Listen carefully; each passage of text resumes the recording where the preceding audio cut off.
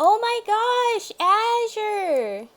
Azure, thank you so much for the sub for 8 months. Oh my gosh. That's incredible. I was not expecting that.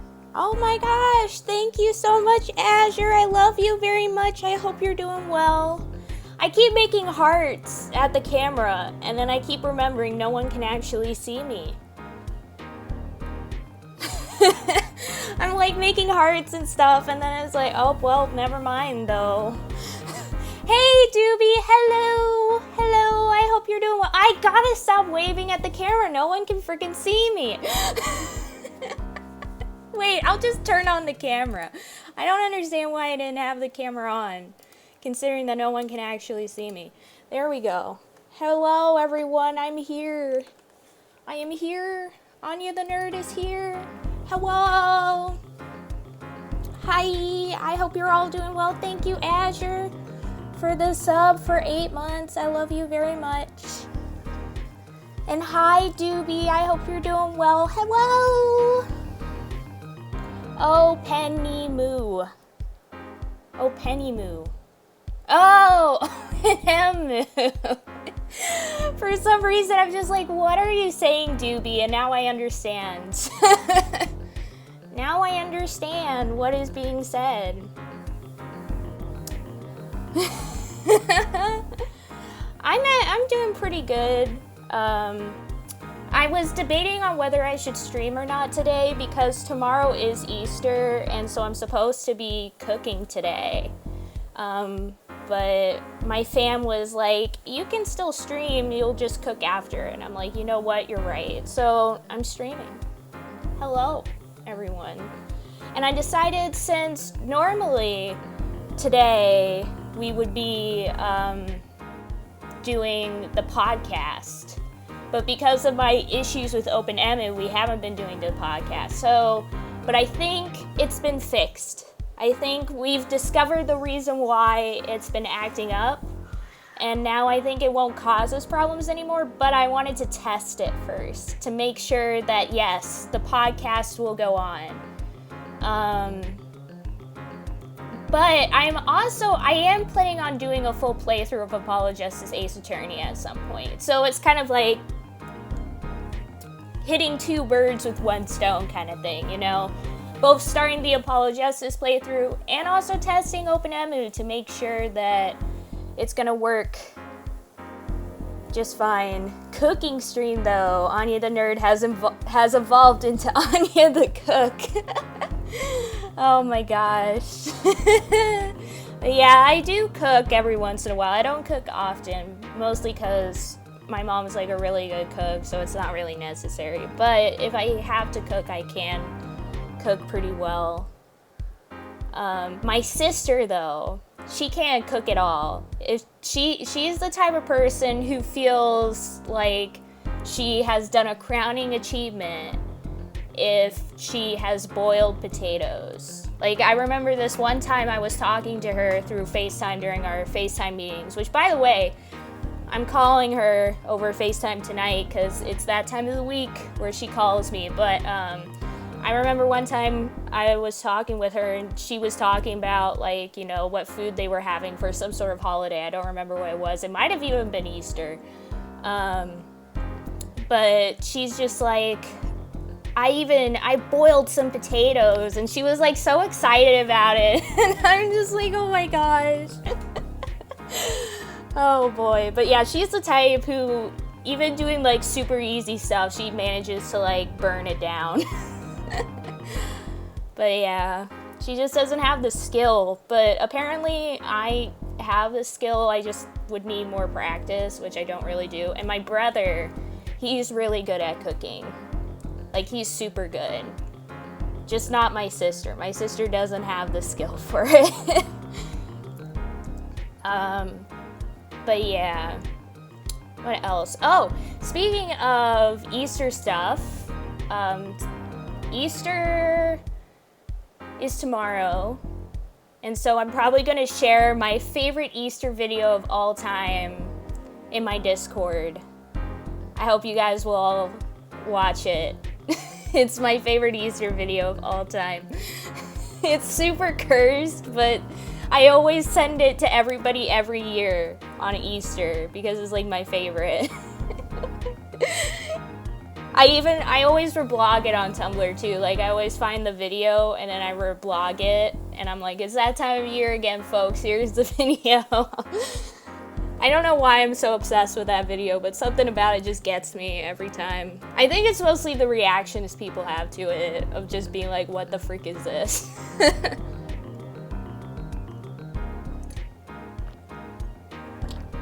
But yeah, for several holidays, I have like just this one video that I always have to show. For Easter, it's that video.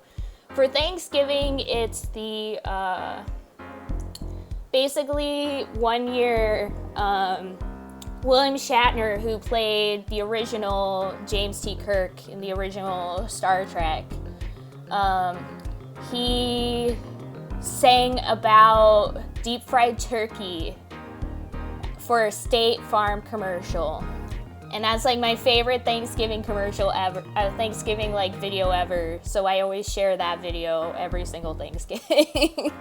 I'm just like, guys, look at this video, it's my favorite. I'll laugh about it every time. I even watch it with my family. Like, we watch that video every Thanksgiving. It's like a tradition at this point. But yeah, which is why I was sad when the video got taken down. Like, State Farm took down the video, which I was so sad about. But then, like, somebody re-uploaded it. And I was like, the true heroes of the internet are everywhere. But yeah. Anyways, what time? Oh my gosh, it's almost 10 minutes. Normally I wouldn't be talking already. I would only just be starting, but here we are. It's my Hufflepuff mug. My giant Hufflepuff mug. Yeah, there it is. There it is. Yeah. This mug is what I use for coffee, because I need all the coffee in the world, so this giant mug is perfect for a ton of really good coffee. And when I showed, I still remember when I showed my friends this mug, like, a lot of them were just like, Anya, this really does prove that you're a Hufflepuff. Just the fact that you have this giant mug, like, proves that you're a Hufflepuff.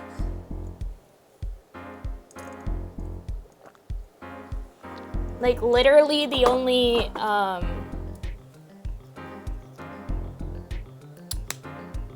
thing that gets close to my Hufflepuffness is my Gryffindorness. That's why if we were to say that there's such things as being two houses, I would be like a Hufflefin or a Grifflepuff or whatever you want to call it.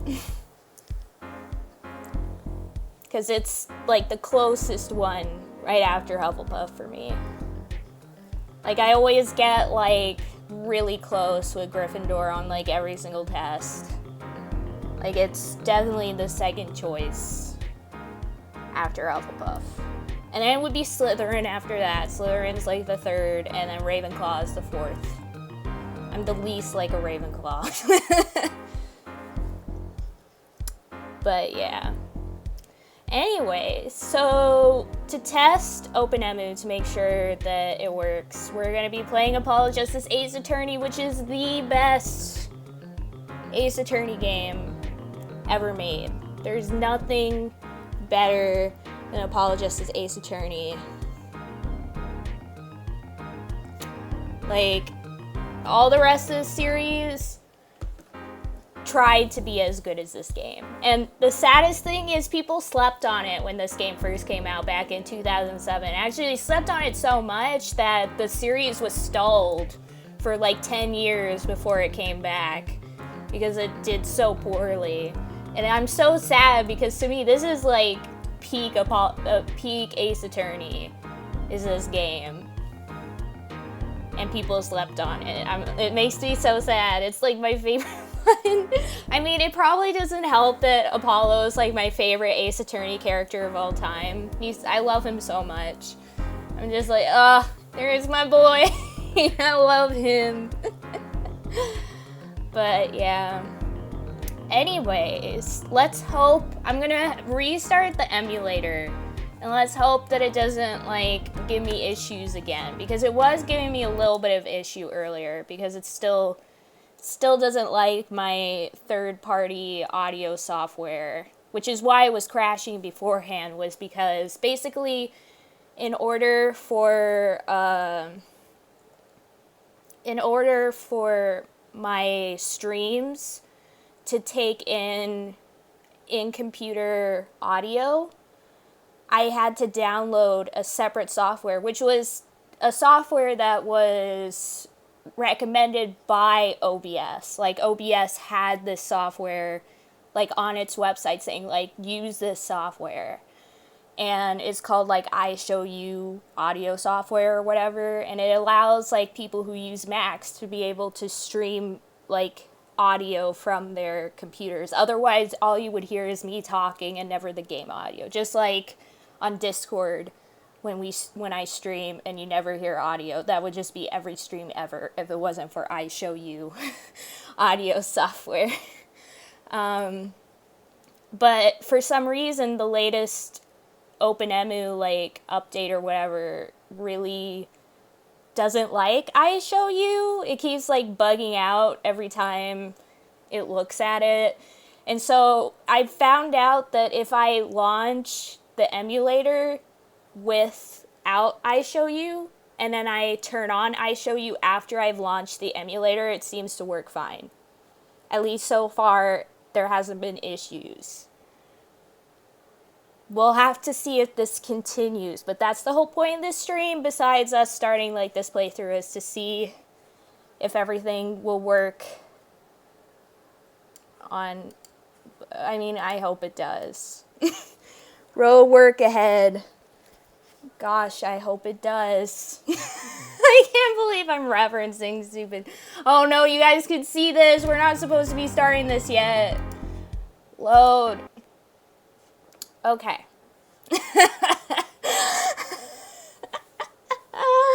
Oh. Best streamer, Anya the Nerd, in the house. I'm just so good. But yeah, anyway, so we should probably get started. Honestly, I was debating on whether I should message Lulu about this and ask her to, like, join the stream so that I'm not just having to voice act every single character, but that then she can also voice act some of the characters. But when I decided to do this was last night, and I wasn't even sure if I was going to get this working because I didn't have a chance to test it until today. So I was like, I don't want to throw this on Lulu, like, last minute, being like, hey, do you want to do this? I would feel really bad about it. So in the end, I'm just going into it myself. And also, I have to say, I played through this whole game. I own this game. Like, I actually own this game on my actual Nintendo DS. And I've played through it and everything, but I don't really remember, like, all the details. So I'm not gonna be shocked if I forget, like, the answers to things and mess up. I just want to throw that out there, that it might happen because it's been a while and I have a terrible memory, as we all know. But yeah, thanks, Azure. Thank you. Ayo. But yeah, anyway, so let's start, shall we, with a new game. Also, I just recently found out that the emulator is so good that you can even click, like, it has the touchscreen capability of, like, being able to click new game and it works. Like, I never knew that. I've always been, like, using my keyboard. I didn't know that you could just actually use it as if it were a touchscreen. People who make these emulators are the true heroes of the internet. I'm just saying. It's so good. Anyways. let's go. Episode 1. Yeah, all DS emulators have that. I know, but I didn't know that. And so it just, I'm like, thank you all so much. You guys are the best. Hashtag the best. Best peeps. They also have like a button you can press to emulate the blowing function. So if like a game needs you to blow on something, you can like use it. And actually that reminds me, this game is going to need the blowing function. So actually, I should probably make sure that I have the control for the blowing function enabled, because I just remembered that we do need the blowing function. I just remembered that. I'm like, oh shoot, wait. That is a thing that has to happen. Where is it? Where is it? Yeah, here's the mic. What should we use for the mic function? Because we have WQA, blah, blah, blah, blah, blah. Let's have the mic function be 5. Yeah. Right? Can we have it be 5? Or I guess not, because it's not letting me have it be 5. Maybe let's have it be T? What the frick? Why is it not letting me change it? What's going on?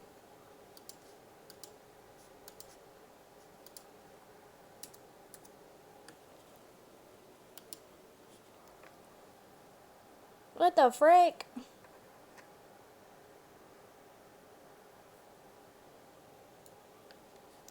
Big scare. I guess we just... I'll deal with it later, I guess, because for some reason it is giving me some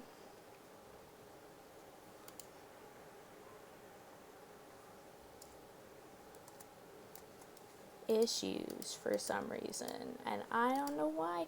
It might be because of the I show you. Well, it's for a later episode, which we probably won't even get into at this point. So, you know what? You don't even have to deal with it. It's fine. Let's just get into it.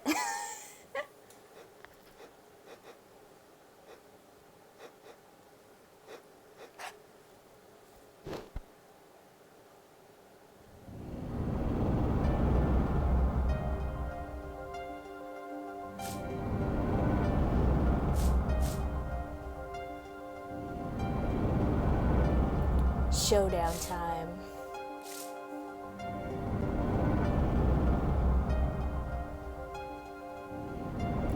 You lose.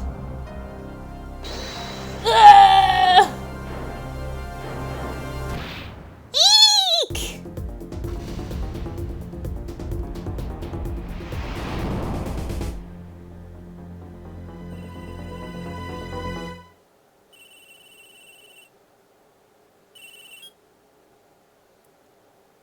I seem to be in a bit of trouble.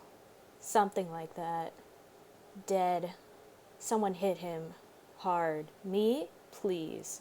The cops should be here any minute. I'm in your hands, should it come to that.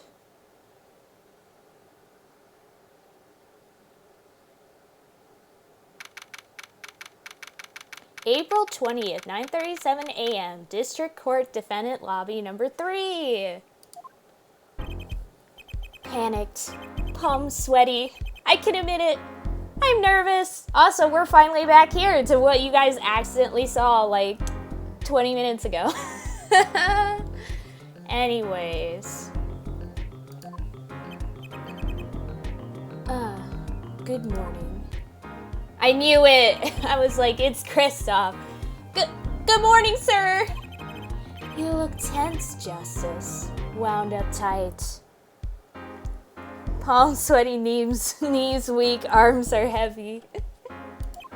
What? Wound up, sir? No, I'm loose. I'm fine. That screeching noise. Is that your voice? I suppose it's to be expected.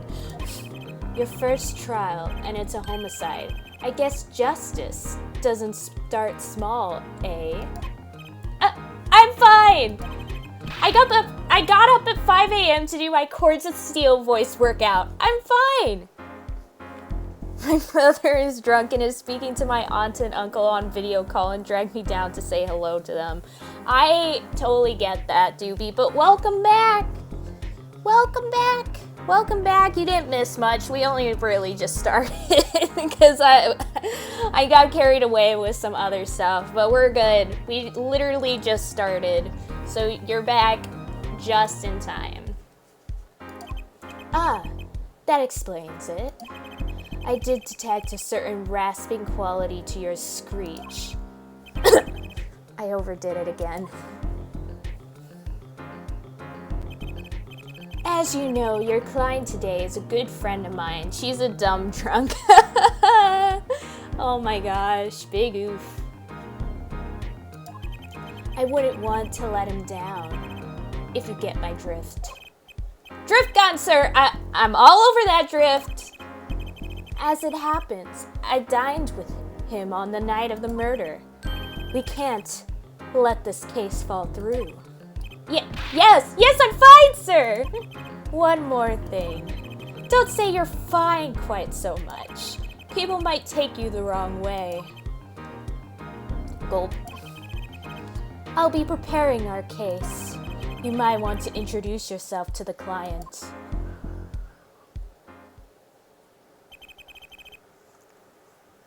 She'll say the same thing like 5 times. Well, Doobie, I already do that. And I'm not even drunk. I'm just kidding. I totally get that. My name is Apollo Justice. If it isn't clear already, I'm a new attorney. And today is my first trial. No, not that I'm worried or anything. The defendant has been accused of murder. My boss wants to help him out, of course. And so do I. When are we getting a drunk stream? Never, Doobie, because I actually can't get drunk. I actually, physically cannot get drunk. For 2 reasons. One, I take, a medication that I'm not supposed to drink alcohol with. So there's that. But even if that wasn't the case, basically my mom has, this problem with any sort of downers. She reacts really bad to it, and I'm pretty sure that I've gotten the same issue, too. Which is interesting, because when I had to take, a narcotic once for, my wisdom teeth, I did not react well to it at all. So, seeing that I seem to have the same problem, and my mom actually legitimately cannot get drunk, she just goes straight into hangover. I would probably have the same issue if I did drink. So, it's never gonna happen because it's actually impossible for me. I'm not even drunk, haha, JK, unless... I mean, there's no way he did it. Not him. No way!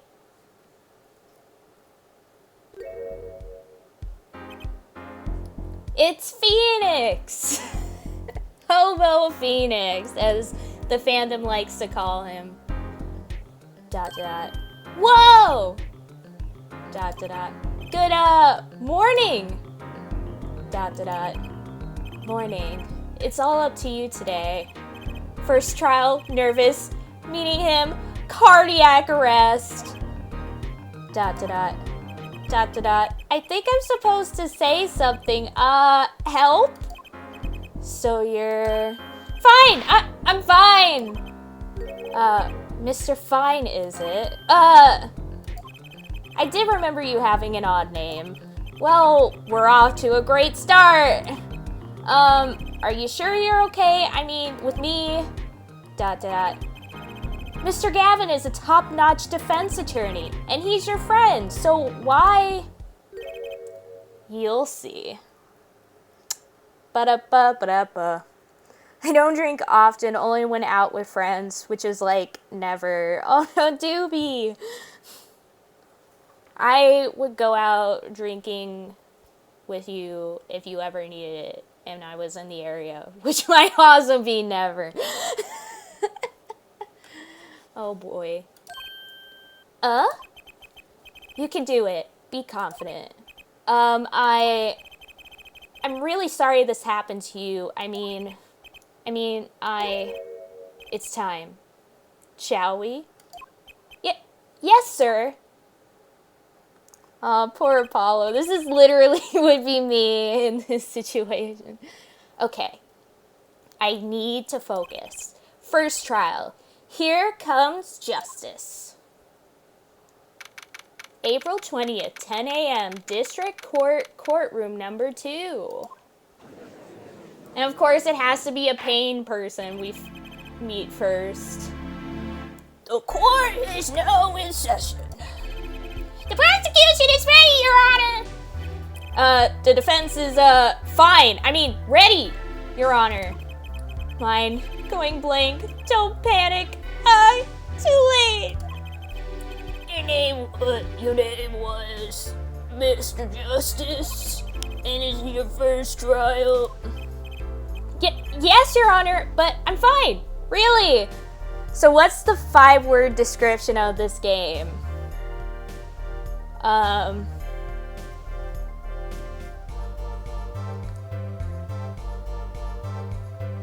Solve crazy trials.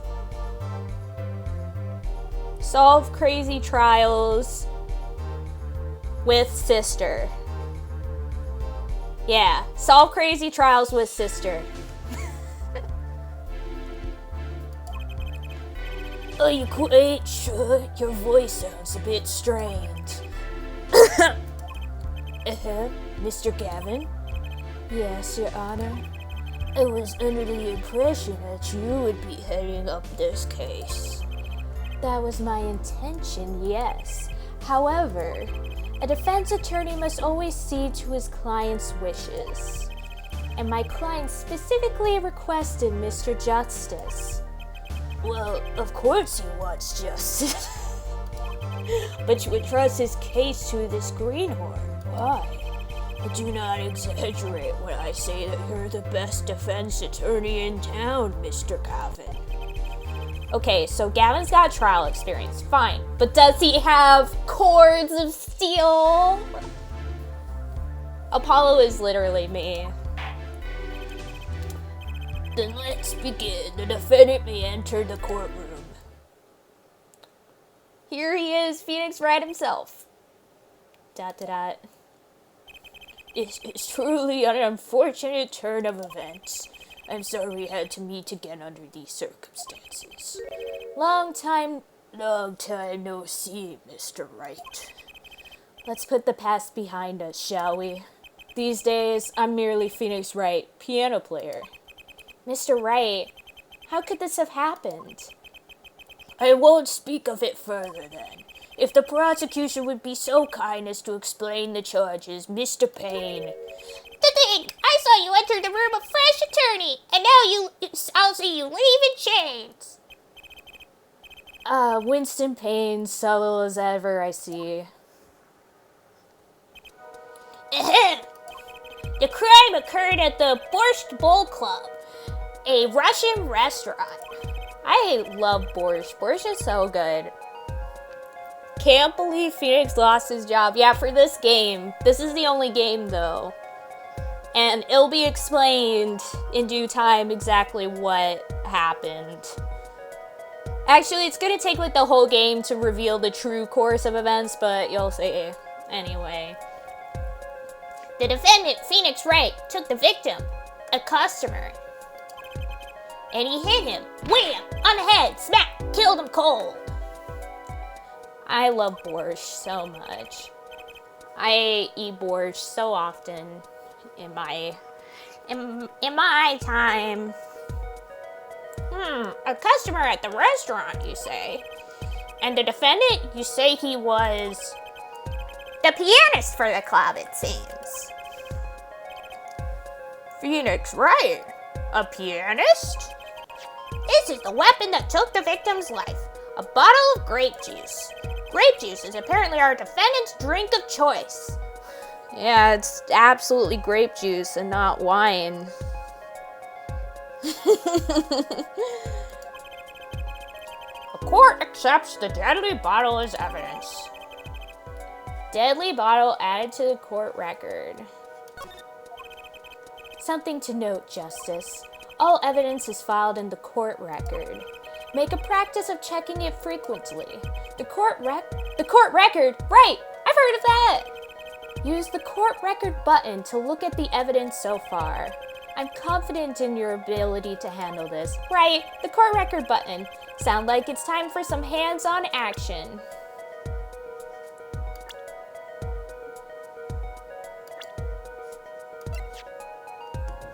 Okay, let's see. How long did I yearn for one of these? Just putting it on makes me feel ready.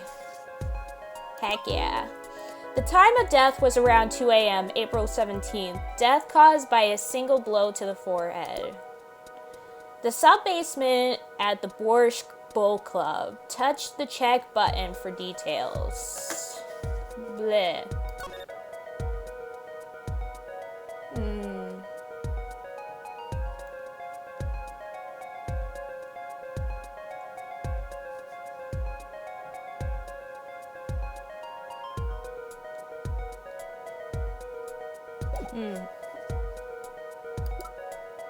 Grape juice bottle used as the murder weapon bears the defendant Mr. Wright's prints. Check.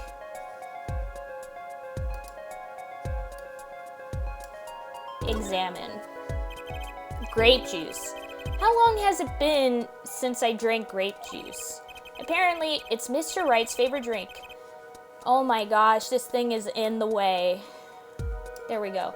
I wonder how well it goes with borscht. It is a very interesting combination, not gonna lie. Let's see here. Okay. The bottle is completely empty. Huh.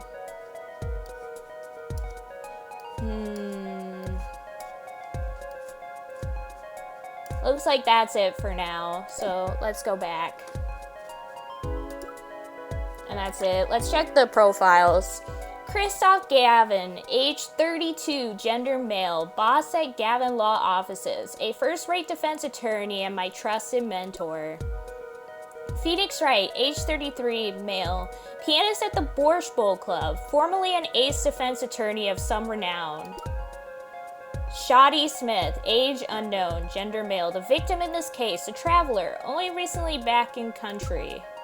Winston Payne, age 61, gender male, the prosecuting attorney. For all his experience, he lacks a certain presence. It is true.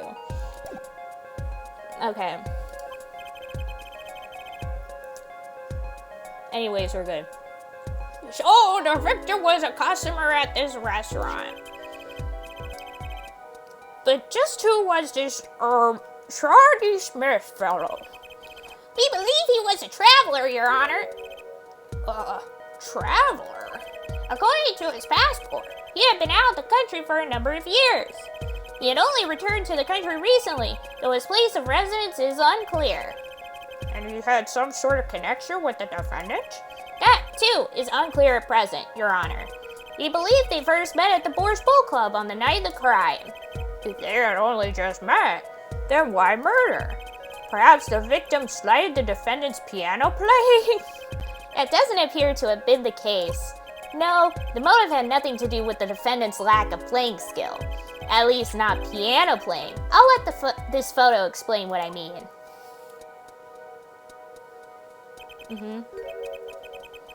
As we can see, a game of poker was in progress at the scene of the crime. Wait a second. Isn't poker gambling? That's a crime in and of itself. Indeed, it appears our defendant has fallen to become the basest sort of criminal. Oh my gosh, y'all. It is true that the defendant was engaged in a game of poker with the victim. Yet it was only that, a game, in the purest sense, a competition, Your Honor. A competition? Yes, a test of wits, a silent clash of passions, Only the cards, their backs wreathed in blue flame, know its final outcome. Come again? The cards on the table had blue backs, Your Honor. I believe the defense was waxing poetic in an attempt to mystify those present and impress women. That will be our first order of business here then, to find out more about this fatal game of cards. ... Very well, defendant. You will testify to the court about the poker competition held the night of the crime. I need to figure out a good voice for Phoenix, because normally when I, have voice acted in the past, it's since Phoenix is the main character, I just think in his voice as my voice, but now I have Apollo, so I'm how should I do? Maybe, just slightly lower than my normal voice, my pleasure. This is it. My first trial. Here goes nothing. Whee! Okay. Testimony to competition. I am a pianist by trade, yet I can hardly play at all. My real job is to take on interested customers over at the poker table. The room where we play and the competition in there are the club's main attractions. Give him a nerd voice. Oh my gosh. I mean, Payne already technically has my nerd voice, so I can't. The rules are simple. We play a game of poker using 2 decks of cards. That's all it is, a game. And our customers are happy.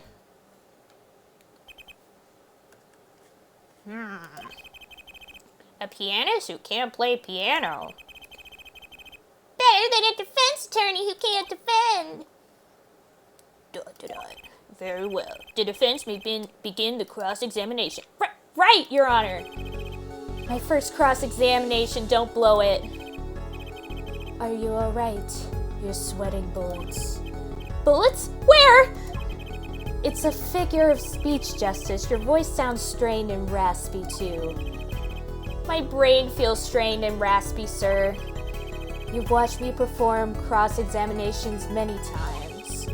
Though you've never done one yourself, have you? Care for a refresher?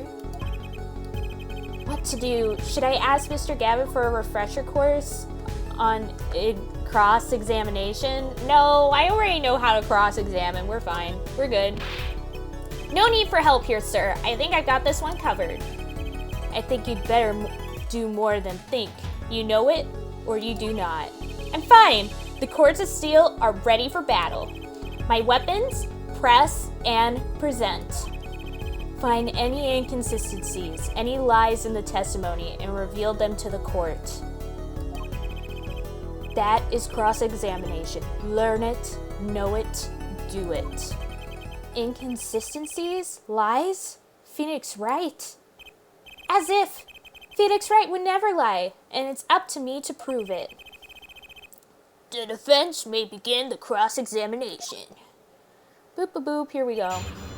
The competition. Whee! I'm a pianist by trade, yet I can hardly play at all. My real job is to take on interested customers over at the poker table. Club's main attractions. Using 2 decks of cards. I thought there was only 1 deck of cards, though.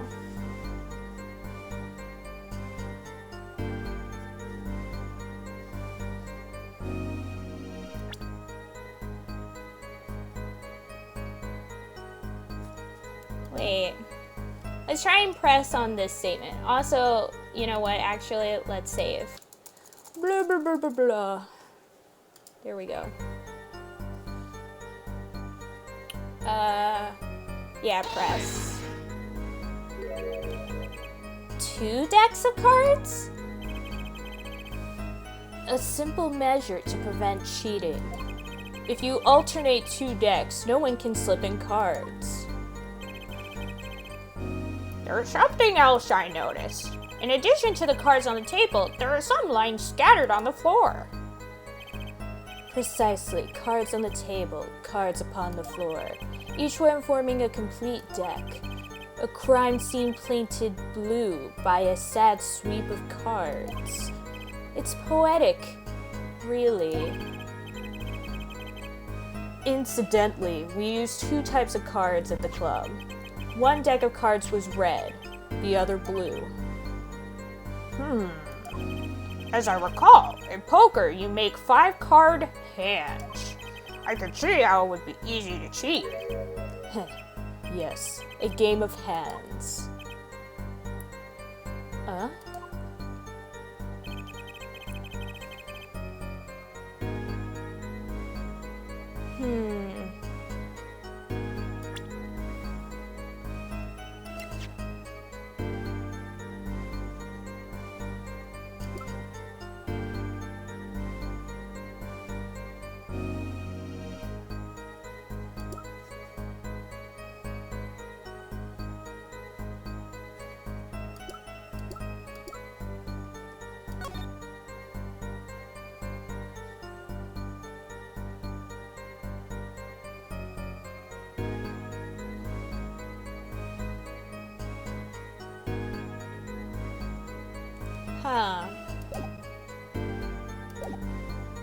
I remember that the decks being different colors was like significant, but I can't remember what I'm supposed to be doing. Well, let's just press on every statement, really, right? Let's do it. Oh, hey, Mark. Hello. Welcome, welcome, Mark. Hello. Welcome, welcome. How are you doing? We're playing some Apollo Justice Ace Attorney, the best Ace Attorney game. This one is honestly my favorite. This one is my absolute favorite. I love this game so much. Also, hi, Bajorn. Hello. Hello. Welcome, welcome to the stream. I don't think Mark's raid went through. It didn't. I didn't get a raid notification, which is sad. I don't know why that happened. Very cursed. But yeah, I didn't get a raid notification, which is very odd. So when I saw Azure, when I saw you put the emote, I was just like, why? And then I saw Mark, and I'm like, I'm guessing Mark must have tried to raid me, but I didn't get any notification. But hello, Mark. Thank you. And also, hello, Bajorn. I'm glad you guys both have joined in. I tried. It's fine. Oh boy. I'm glad you're here. That's all that matters. It's all that matters. Let's press on this. You can hardly play? Oh, I play sometimes, when customers demand it. So I play them one song. It's usually all they want. Was that supposed to be a boast just now?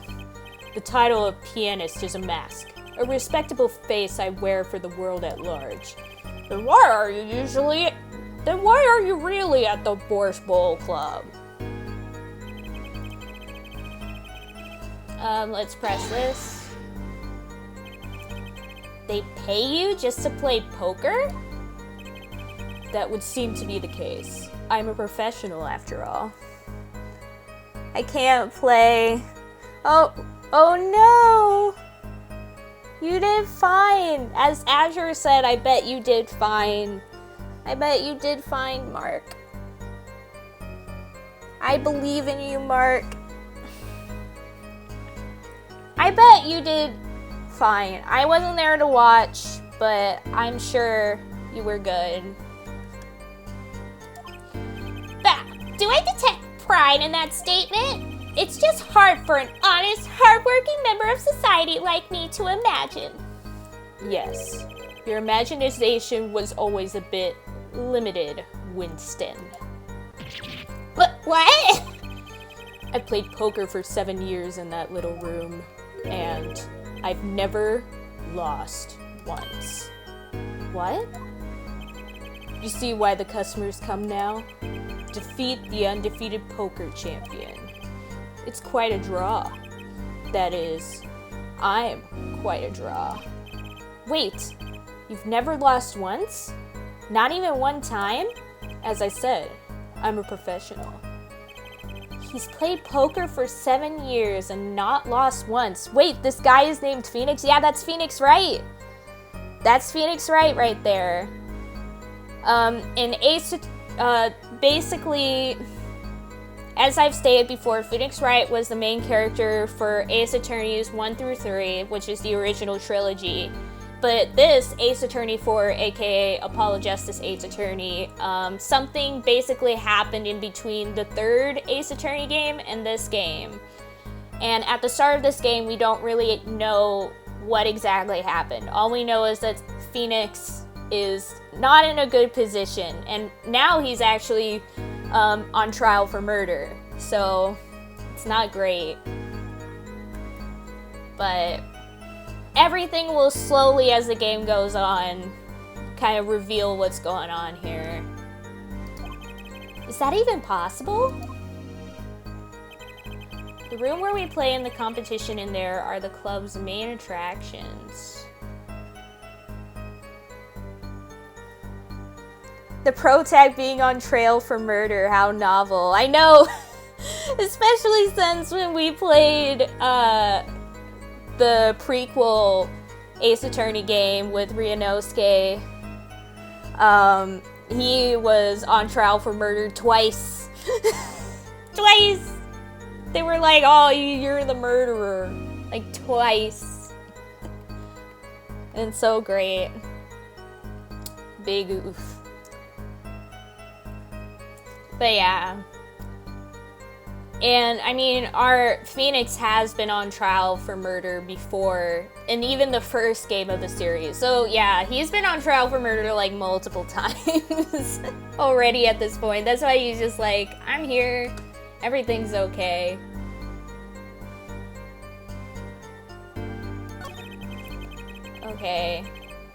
Okay, let's press this statement too. The room in the crime scene photo is an attraction? It has quite a history, actually. The Borscht Bowl Club used to be a gathering spot for black market types back in the day. Black market? I love Apollo's, like, sweating face. All in the past. Things like the black market are only on the silver screen nowadays.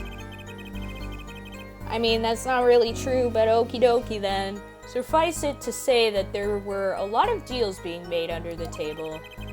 Right there in that room. A smoking room, gambling hoods. You know, just looking at this picture makes me feel bad. The bosses gather around the table, cutting deals, safe from the eyes of the law. Meanwhile, a goon keeps watch through the small window. I can practically picture it now. That window does look like it would be good for keeping a lookout, but little else. The room had a few other tricks to it, though it was common knowledge to our regulars. At any rate, they come to play poker in a room steeped in history. Despite the dark past, it was all just good, clean fun. The competition you're talking about. I believe the court understands the nature of the game sufficiently. That's right! It was a simple game after all. Are you sure? Huh? People are not murdered over simple games, Mr. Justice. Defendant, you were in the room the very moment that the crime occurred, yet you claim no connection to the crime? ... Now that's strange. What's strange? I was testifying about the competition that night. Asking me about the crime at this point is against the rules, Your Honor. Of course, I expected to hear a cry of objection from the defense. I completely let that one slip by. Don't despair yet, Justice. Sir? Right. There's something I'd like made clear. Namely, your connection to the case at hand, and I'd like to hear it from you. Sure, why not? Very well. The defendant will amend his testimony. Just one little press. I've got myself a whole new testimony. Yep. I plead silence regarding the murder, but I will say I never touched the murder weapon.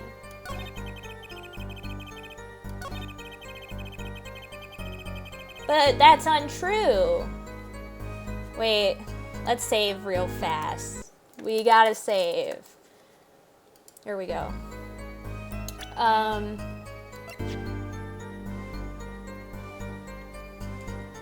Yeah, it has his fingerprints on it. Yeah, so let's present. Objection! So you say you didn't touch the murder weapon? This grape juice bottle? Right? So I said. ... Something the matter, Mr. Justice? Hee. Too bad our new defense attorney never learned how to play dumb. What's this, Mr. Payne? What's this, Mr. Payne? My voices are going all over the place. I examined the bottle in question, you see, and it was covered with the defendant's fingerprints. Objection! No. I love Apollo so much. Don't need to shout, Mr. Justice. I can hear you just fine.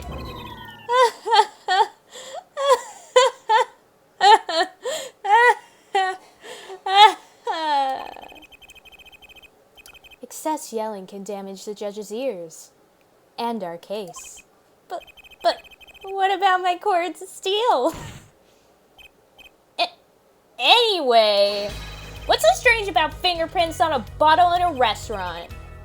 Well, that's true. The prints alone don't prove that. Hey, I was talking. You shouldn't interrupt me, Payne. Oh, they wouldn't prove a thing if they were normal fingerprints. Huh? But the fingerprints on the murder weapon were upside down. Upside down? What does that mean? It means he was holding the bottle inverted. And there can only be one reason for that. Yes. To brain someone with the bottle. That's an interesting way of putting it.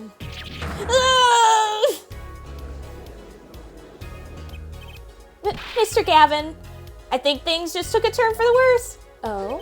I see no problem, Justice. Huh? The only thing that matters is the truth. There's a good reason for everything. You'll see. Defendant. Defendant, can you explain your fingerprints on this bottle to the court? ... I stand by my plea of silence regarding the murder. For now. Not very cooperative, are you? This could hurt your case.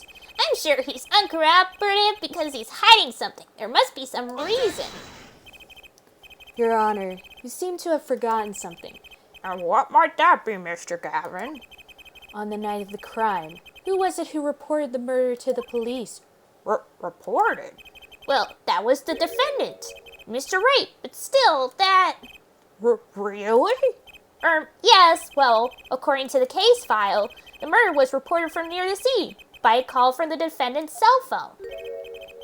Near the scene? Let's take a look at a diagram of the murder scene, shall we? The victim was murdered in a small room in a basement 2 floors down from the ground level. Of course, cell phones can't get reception so far down. The defendant used the stairs in this hallway to go above ground. The call came from the first floor of the restaurant. I see. And this is the phone that made the call? Look at that old freaking phone. Right cell phone added to the court record. The defendant could have just fled the scene of the crime if he so choose. Let's check the phone first. Type other submitted as evidence used by the defendant to notify the police from the restaurant's first floor. Let's check it.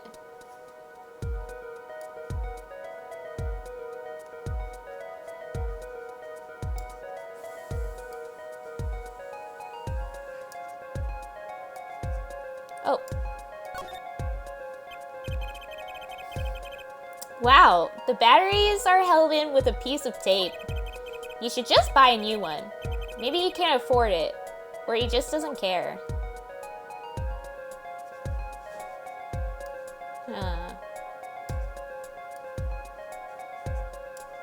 Looks like that's it. Anyways, we can go back then. Yet, he fulfilled his duty as a citizen and reported it to the authorities. And you claim he is being uncooperative? Nice save, Mr. Gavin. I better not waste this. I think the prosecution has toyed with our client enough for the time being. Toy! I assure you, no one is more serious about... What was it you said? The defendant was in the room the very moment the crime occurred. How can you possibly know this? That's a good question. How indeed?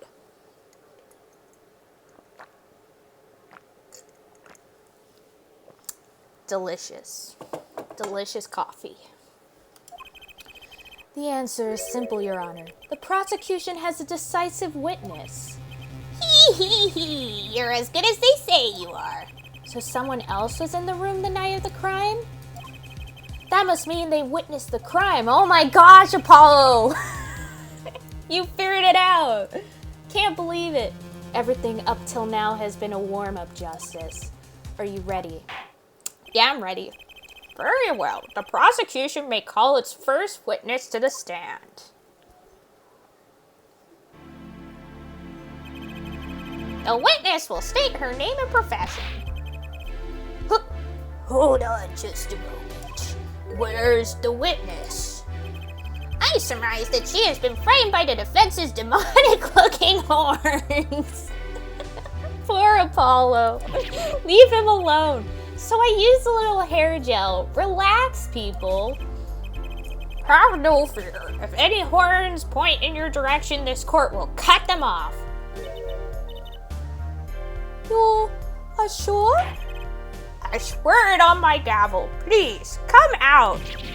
Isn't violence against hair a crime, Your Honor?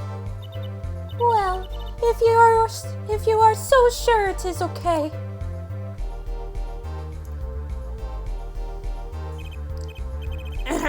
Now, the prosecution. Wait a minute. Would the prosecution care to explain the witness's, paraphernalia? Yes. She is a professional, Your Honor. Those are merely the tools of her trade. And that would be?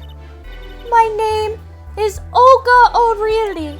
I'm an employee as waitress in the Borscht Bowl Club restaurant. Then why the camera? Of course, it is my pride to serve borscht, that is, naming the restaurant. But I also perform, how's it said, other service. I take it one of these other services is taking the customers' pictures? Da! Like, for example, this one. That's the defendant? Indeed, on the night of the murder. Man in white hat is one who has gone kaput. Indeed, that is the victim. Olga, oh really? Order!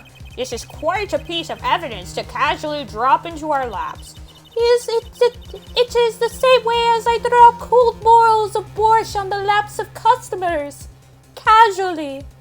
Then the court will casually accept this new evidence. Olga's photo added to the court record. Now, witness, where were you at the time of the murder? Okay, we gotta check the court record though first. The defendant, Mr. Smith, at the Borscht Bowl Club. Touch the check button for details.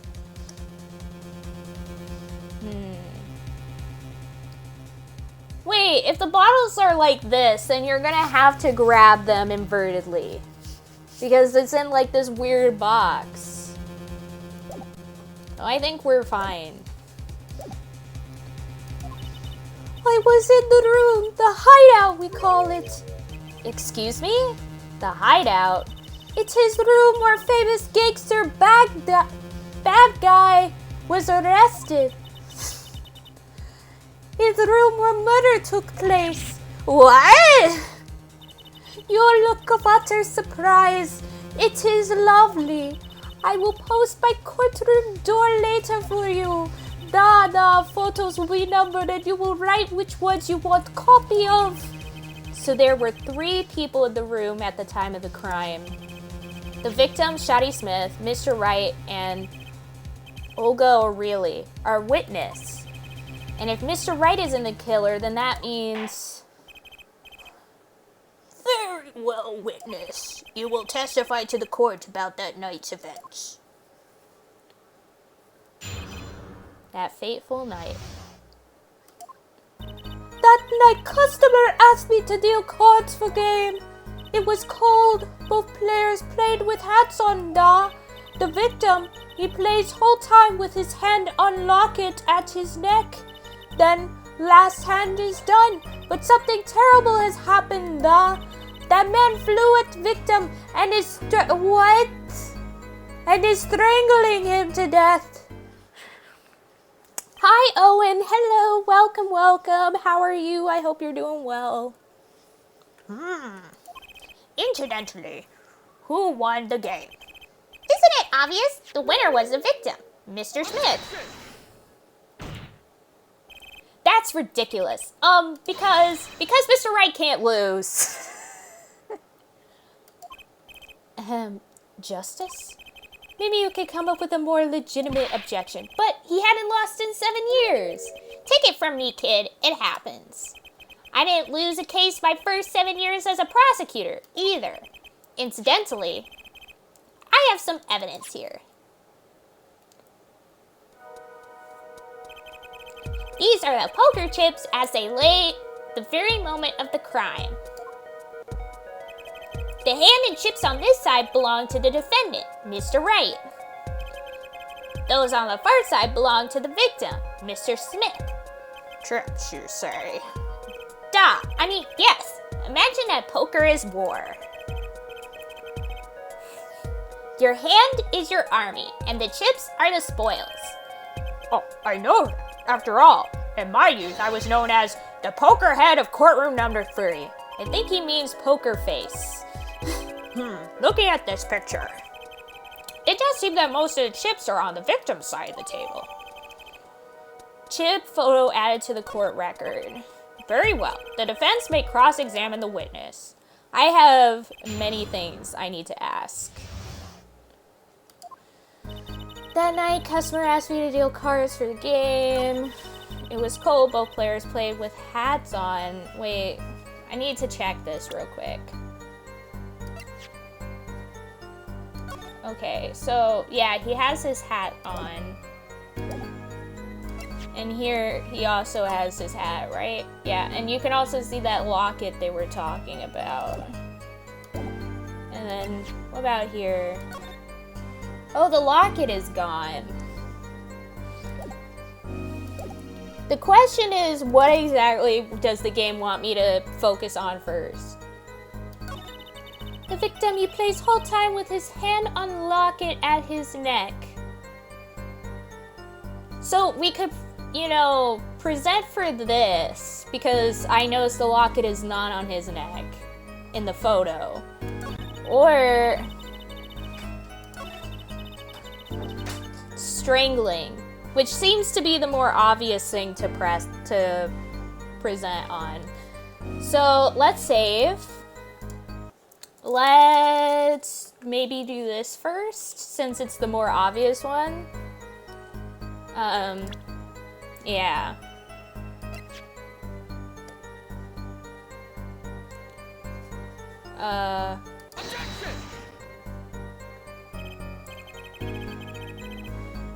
What? What? Okay, never mind. Apparently that was not the answer. Maybe let's just try and press first. And then we can... Okay, so maybe let's press for this first. His locket? I believe it was good luck charm, da. He gripped it many times as he played that night. Yes, he must have felt as though it might carry him to the moon and the stars. Though if it were small enough to fit around his neck, it wouldn't have much lift. The defense would like a clarification. This is a locket we're talking about. I mean, a pendant with a picture in it, right? Not a rocket? Of course, I knew that. It was probably a pendant shaped like a rocket. That's why she called it that. No, a locket's a locket. It's considered bad form to poke fun at the hard of hearing in our society. Hard of hearing or hard of understanding. So, what happened next?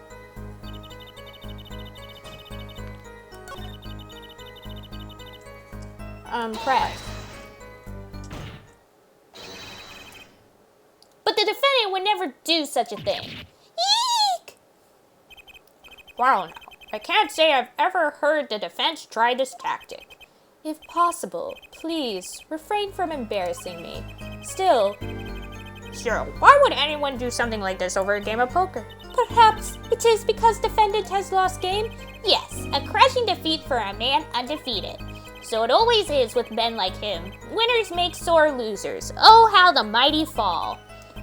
Go ahead. I believe you know what it is you need to do. Right, sir. Leave it to me. There were only 3 people in the room at the time of the murder. The victim, Shoddy Smith, Mr. Wright, and if Mr. Wright isn't the killer, I've got you now, O'Reilly.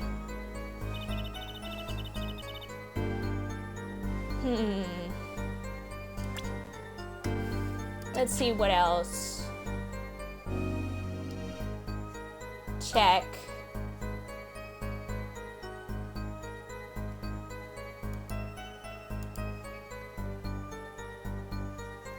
Back. Wait.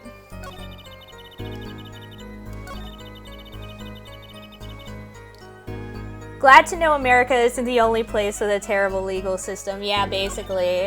In Japan, it's pretty bad.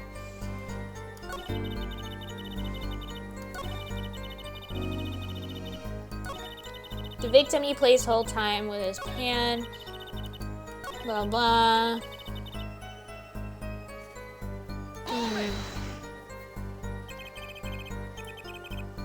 You were dealing cards? Do you do this often? Duh, I am doing this. If customer wishes it, I serve anything. Borscht, cards, more borscht. It is my work.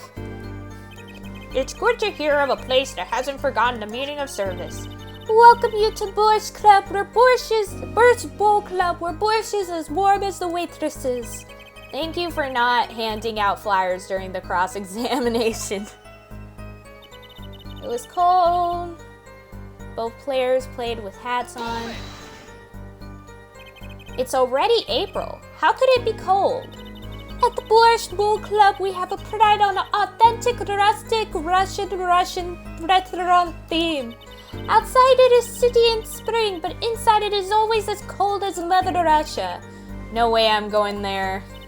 When it comes to hot borscht, cold is best seasoning, though. The victim, he plays whole time with his hand locket on his neck. Then last hand is done, but something terrible has happened, though. The man blew up victim and is strangling him to death. Blah, blah, blah, blah, blah, blah, blah, blah, blah. And then got the... There's only one more thing we can...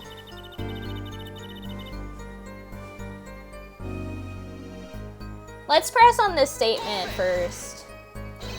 Something terrible? Eee! The defense will refrain from needless shouting.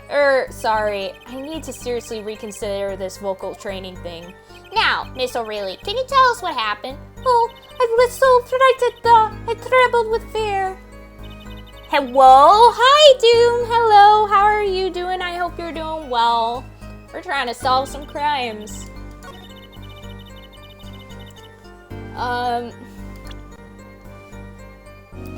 This is the only thing I can think of.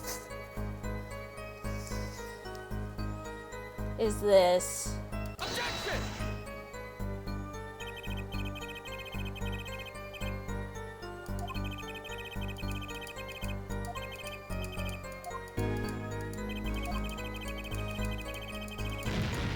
Oh boy. Solving crimes, so is this blind? Well, technically, yes. I have played through this whole game, but it was a long time ago. I don't understand what this game wants from me.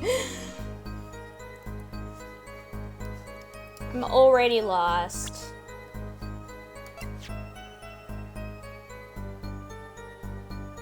Oh, I'm an idiot. I'm an absolute moron. I'm an absolute...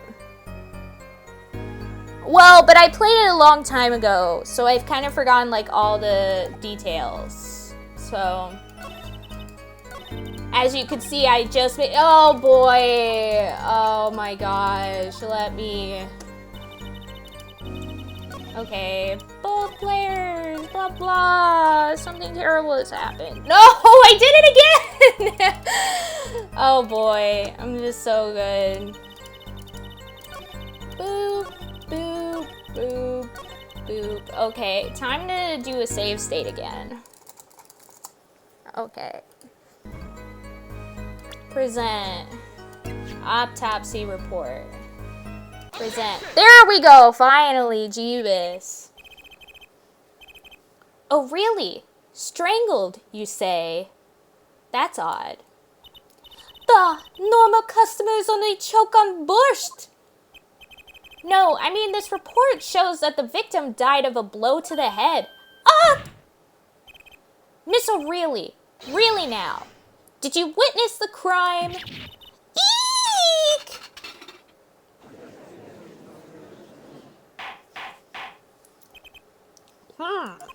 Looking at the picture, it doesn't seem like he was hit. He's still wearing his hat and everything.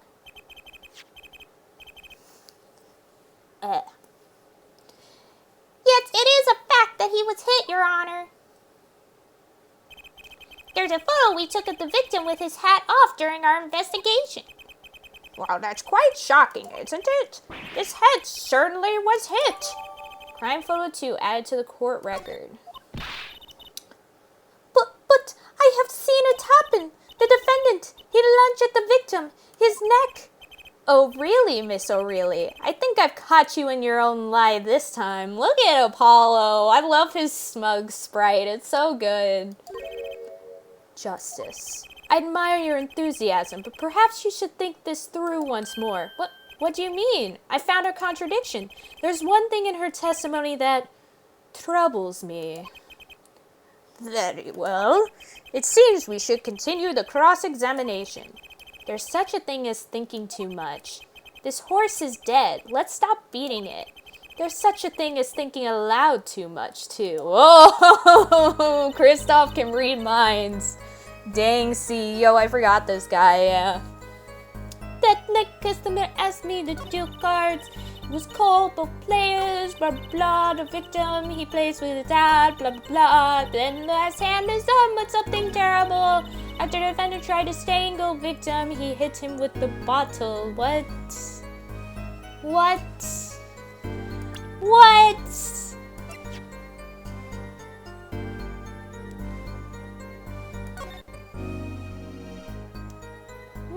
But there's no strangle marks or anything.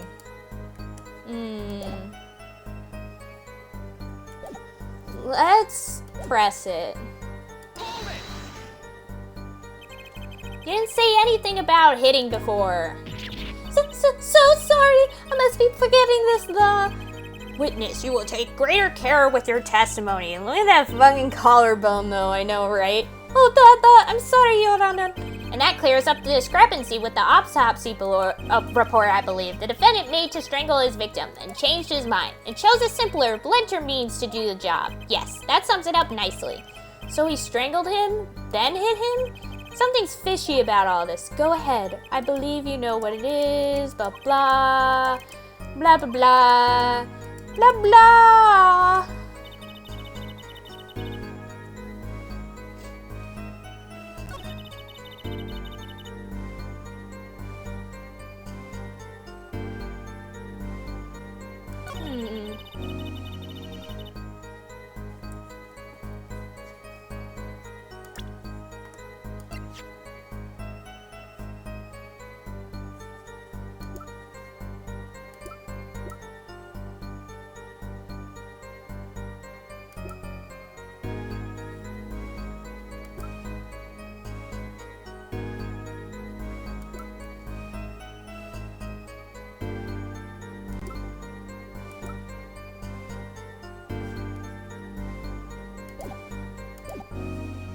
Okay, let's do another save state real quick. Blah, blah, blah, blah, blah.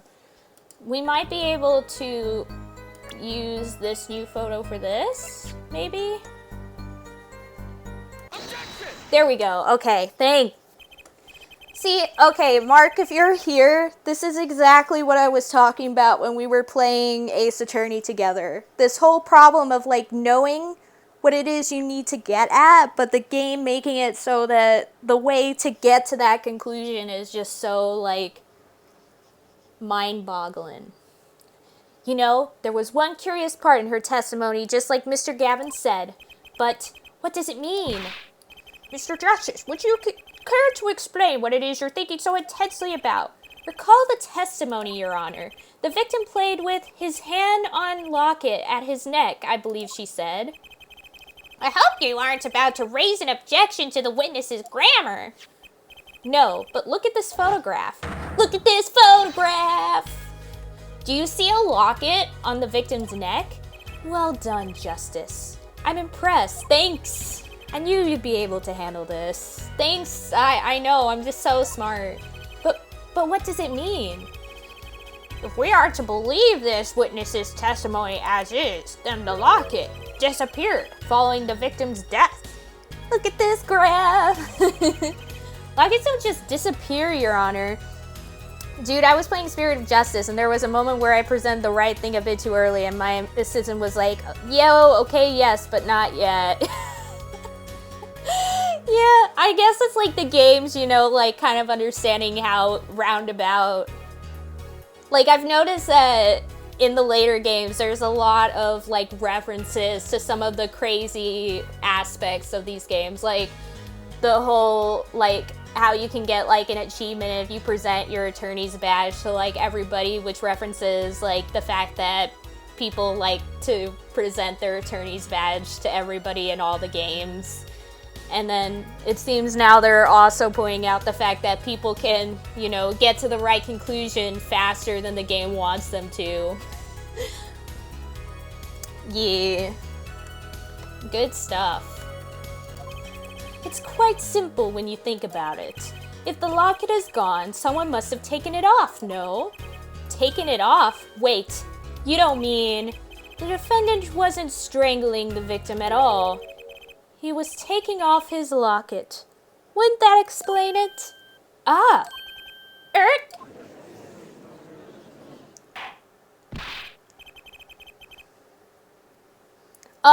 The prequel game? Yeah. The Ryunosuke Naruhodo thing. Yeah, I played it with Mark. Mark and I played it together. We still have to finish the last case, though. One day, Mark and I will finish that last case. We'll finally have the time to do a stream again together and finish up that game. But we got pretty close. We just have, I think, the last case to do, and then we're done. Defendant, what do you have to say to this? ... Say. Yes? I just noticed this, but... You have something hanging around your neck, don't you? Oh, you mean this? Yes, it's a locket with a photograph inside. A photo of my daughter. Come again? Mr. Wright, do you have a daughter? We confirmed it at the time of the arrest. I think I'm at the last case as well, but I was playing it on the bus to work, and given the lack of buses I take under current circumstances, I haven't played it in like a month. Understandable. Understandable. The picture in the locket is indeed Mr. Wright's daughter. ... So Mr. Wright has a locket too? Why don't I buy that this is just a coincidence? Well now, if the results of the poker game led to the murder, perhaps we should hear a bit more about the outcome of the game. Further testimony won't really be necessary. It's clear the defendant lost. Badly. ... Marshal, really? You will testify to the court about this gameplay between the victim and the defendant. Duh! Serious competition. The game began with 3,500 points and chips for each man. House chips come in two sizes, small and large.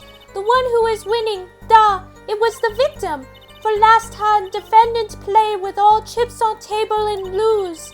The moment lost was decided. Defendant grabs bottles from table and... Indeed. Looking at this picture, it does seem to be a one-sided game. As the court knows, poker was the defendant's life. Failure must have been a bitter pill to swallow. Ah, how many times have I heard these words?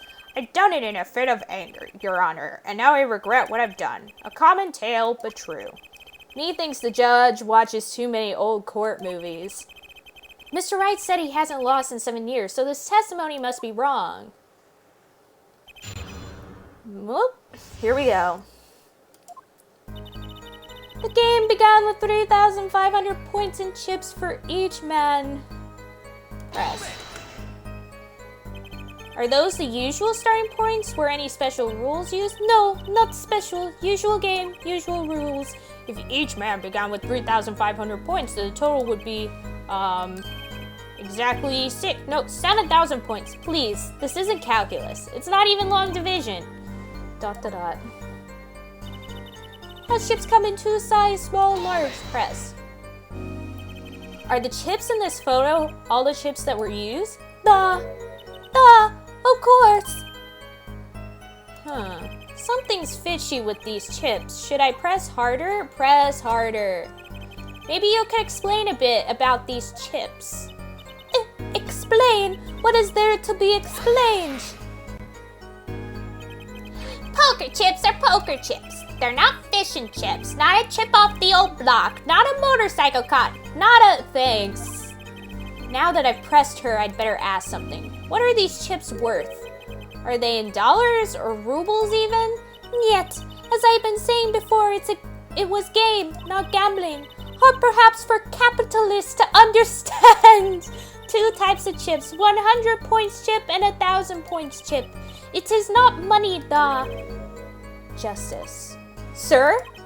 Don't you find her comment interesting?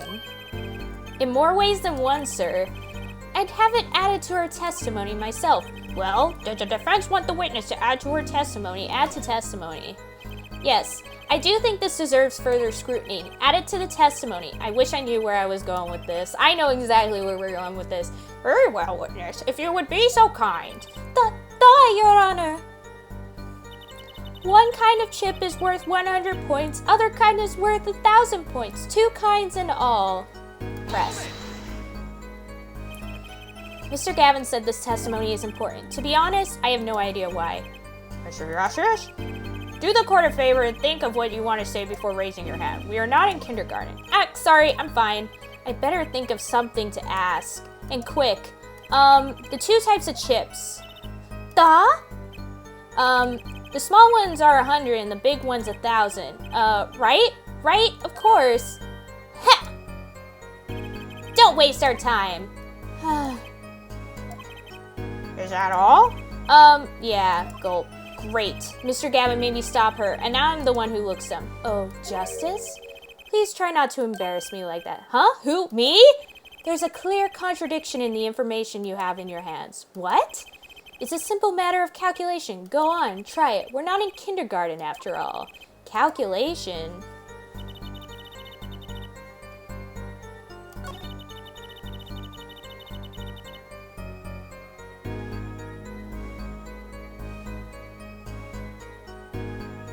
I know what the game wants me to do, but I need to make sure that I press on the right one. 1 second. The one who was winning. Present this one because it doesn't match up. Objection! You're sure it was the victim who won? Absolutely sure? It seems our new attorney is a bit confused. A glance at the picture is enough to tell you who won. If you're not in kindergarten, can we please stop with the if you're not in kindergarten thing? Just for safety's sake, could you explain the problem to the court? Of course, Your Honor. In this photo, I see small chips and I see large chips. Tell me, which were worth 1,000 points? Why, the big ones, of course, duh. Oh, I thought so too, but then the totals don't add up. The totals? Let's review what the witness told us. Each man started with 3,500 points in chips, and the combined total value of the chips was 7,000 points. Yes, if my calculations are correct. Let's see, 3 plus 1, carry the 5. They are, Your Honor. Now, look at this photo that allegedly shows all the chips. If the big chips are worth 1,000 points and the small chips are worth 100, and you add them up, how much is it? Do it yourself. You aren't in kindergarten, are you? 10,600 points. The chips don't add up. This clearly contradicts the witness's testimony. Get wrecked. But why? How could this be? Why are we in math class? I know. Exactly, Justice. Now that you know the what, you must determine the why. Right, there's only one possible way to explain this contradiction. Starting points were wrong, chip count was wrong, both were right. It's both were right. Each man began the game with 3,500 points. If all the chips are indeed shown in this photograph, then there can only be one answer. Well, what is it? The value of the chips was the other way around. What? Want to know what I think? The small chips were worth 1,000 points, not the big ones. Madness! Utter madness! Show me the photograph of the chips again. There are 6 small chips and 10 large chips. Why, that does make 7,000 points when you add them up. Excellent work, Justice. It's almost as though you figured it out by yourself. Well, I'm just glad I was the one who said it. But wait! The value of the chips may be different, but that changes nothing. You're an idiot, Payne. Indeed, the victim did have the larger number of chips still. Ah! Exactly. If the small chips are 1,000 points and the large chips are 100, let's do a little math. Add up the points for each side of the table. The victor, Mr. Smith, had 2,900 points and the defendant had 4,100 points. Well now, it seems that Mr. Wright was winning that night after all. That's impossible. My client had even less reason to kill the victim. After all, he was winning. Yeah! Now, Miss O'Reilly, you must have known the true value of the chips, since you were there at the scene of the crime, weren't you? Oh, eek!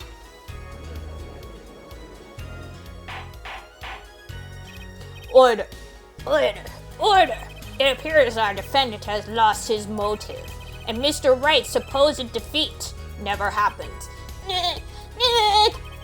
We must now ask ourselves whether we can trust the witness's testimony. Excuse me? What is it, Miss O'Reilly? I did not want to be saying this, but actually, you see, See what, Miss O'Reilly? What did you see? In the last hand, there was cheat. Oh, big oof. Big oof. Big oof the sploot. Also, stay hydrated, folks. I'm about to drink some water.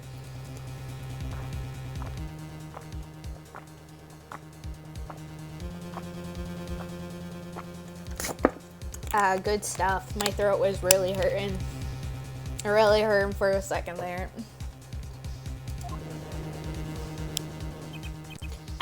A cheat? You don't mean a trick? Wait, what do you mean? A scam! They're all the same thing! Yes, there was cheating last hand. That is why game ends with chips as they are. Great. Just great. First we have lying, now cheating. Well, this case certainly has taken a turn. For the interesting. Witness, you will please testify to the court. Tell us about this cheating in the final hand. The final hand. The final countdown. Do-do-do-do. Do-do-do-do. The last hand. Both men had full house. There is 4 of each card in deck from ace to king. If you look at both men's hands, cheat is more obvious. The next moment, game becomes argument. The defendant's trick was exposed. He took bottle in his hand. Poor Mr. Smith. Miss O'Reilly, why did you not tell the court about this from the very beginning? Dot, dot, dot. I thought I smelled a cover up here. Well, folks, it's time to throw back the covers. A full house is a very high-scoring hand. Not easy to make in my experience. That alone is enough to suspect less than scrupulous tactics. Mr. Gavin? What's a full house? Lawyers these days, you don't know your poker? I can't say this bodes well for your case or career. What is this? Some kind of secret court poker ring? Justice. You know the terms 1 pair, 2 pair, and 3 of a kind, yes? Yeah, no problem. 2 cards of the same number makes a pair, and 3 makes a 3 of a kind. Good. Now picture a hen with 1 pair and 1 3 of a kind. That's a full house. It doesn't sound very easy to make, does it? You can see each player's hand in the photo. Wow, they both have full houses. We forget, there's an easy way to make a full house and go undefeated for 7 years. You cheat. The defense may cross-examine the witness. If you did cheat in the last hand, that still leaves one important question. Mr. Wright lost that hand.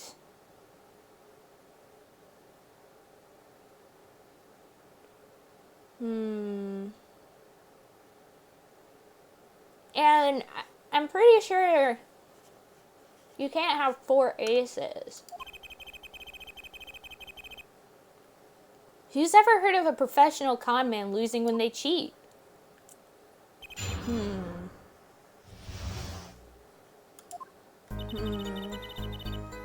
The last hand, both men have full house. There is 4 of each card in deck from ace to king. If you look at both men's hands, cheat is more obvious. Press. How was it clear? The defendant, he played a 5th ace. A 5th ace? I still remember both hands very well. Mr. Smith's hand has 3 aces. And Mr. Wright's 2. Obviously, cheating was afoot. Or perhaps I should say, a hand. Ba-da-ba-ba-da-ba. Your Honor, perhaps this can be added to the testimony without Mr. Payne's joke.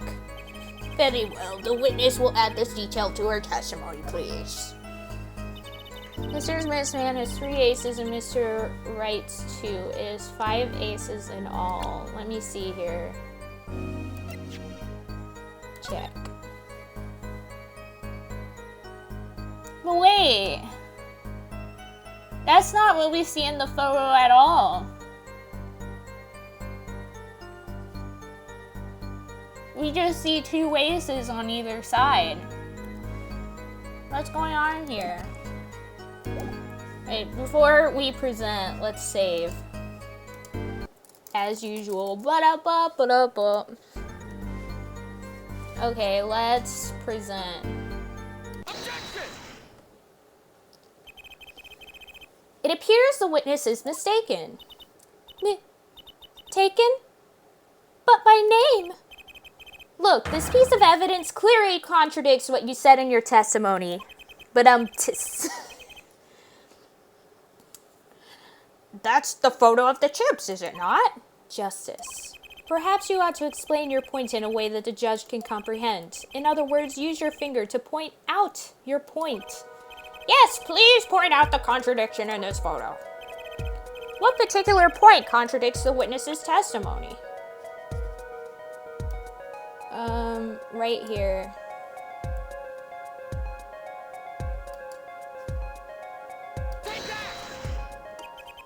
Miss O'Reilly, in your testimony you made the following claim. Miss Smith's hand has 3 aces. But as you can clearly see, the victim's hand only held 2 aces. Eek! Well, maybe the witness was simply confused. Perhaps it was the defendant's hand that held the 3rd ace in question.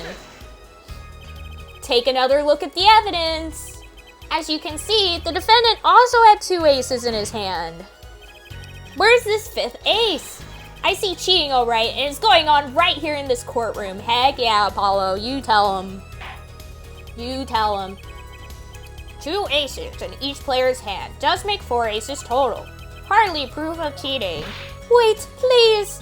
It is true. I have seen it. The 5th ace. There was cheating. I swear to you.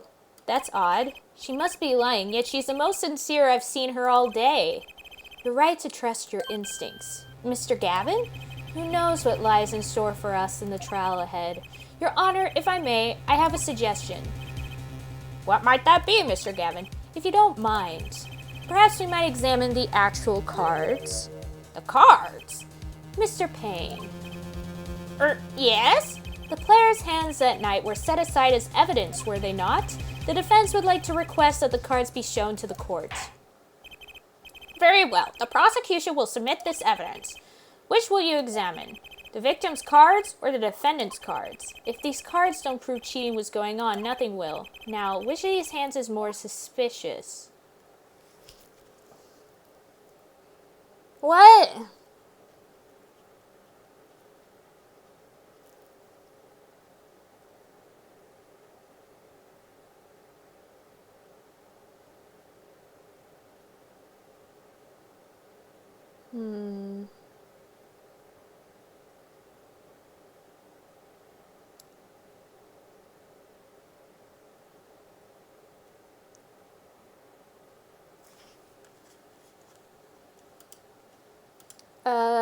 I don't know if I'm making the right choice here. Let's view the victim's hand. With the victim's hand, it was the victim's hand that changed over the course of the witness's testimony. The defense requests time to examine Mr. Smith's cards. Very well, Mr. Payne, if you would. Very well. Received evidence, victim's hand. Well, time's wasting. Get to it, Mr. Justice. Yes, sir. Okay.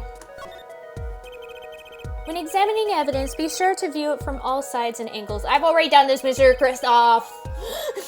Try using the dials on the evidence viewer. That should give you a better perspective on the case. Okay, let's do this. Okay. What? Wait a second. Wait a second. Hello? What? Your Honor, look at this. One of the victim's cards. The back is a different color. That's impossible. But I put that card in Right's hand. Ah! What was that, Miss O'Reilly? No, niet. I mean, sir. No, I have eek. Your Honor. Mr. Gavin, yes? Tell me, what is the easiest way to cheat at poker? To cheat? I'll tell you. One merely needs a friend, a comrade, shall we say. The dealer. Wait, so you mean this witness, Miss O'Reilly, she's the cheater, a professional, I'd wager. Yeah!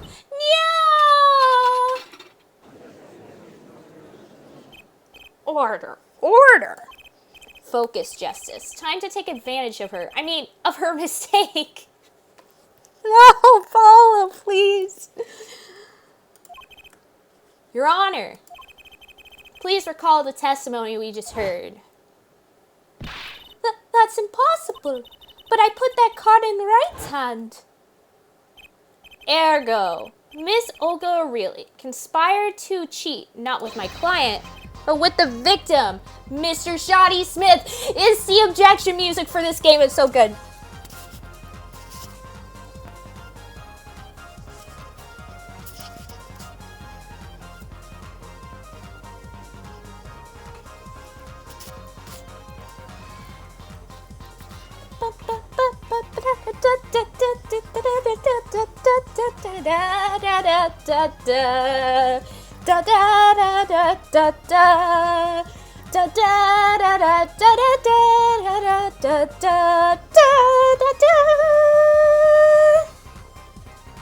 I love this. It's so good. Also, the orchestral version of this song is good too. Honestly, this objection theme and or I should say pursuit theme. This pursuit theme and the original Phoenix Wright Ace Attorney's pursuit theme are the two best pursuit themes in the entire series. Out of all of them, those two are the best ones. The greatest bangers, the greatest hits of this series. And that's a factoid. So good. Anyways, but with the victim, Mr. Shoddy Smith. Oh, not only did she cheat, she cheated poorly. Therefore, it's not hard to imagine an altercation between her and the victim. What? Wait, you don't mean the defense isn't accusing the witness, Miss Olga Aureli, are you? Time for justice. There were 3 people in the room at the time of the incident. And Mr. Wright isn't guilty, that means I am. The defense accuses witness Miss Olga Aureli of murder. Yeah!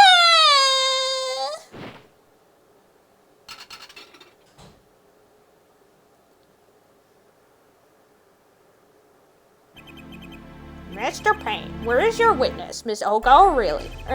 It appears she has lost consciousness, Your Honor. Mr. Justice? Your Honor, It seems you presented a new possibility to the court. One suggesting a connection between the witness and the victim, Mr. Smith. and that means The court cannot pronounce a verdict for the defendant at this time. What? I did it. I held out. I see no point in prolonging the trial this day. The prosecution will need to make further inquiries.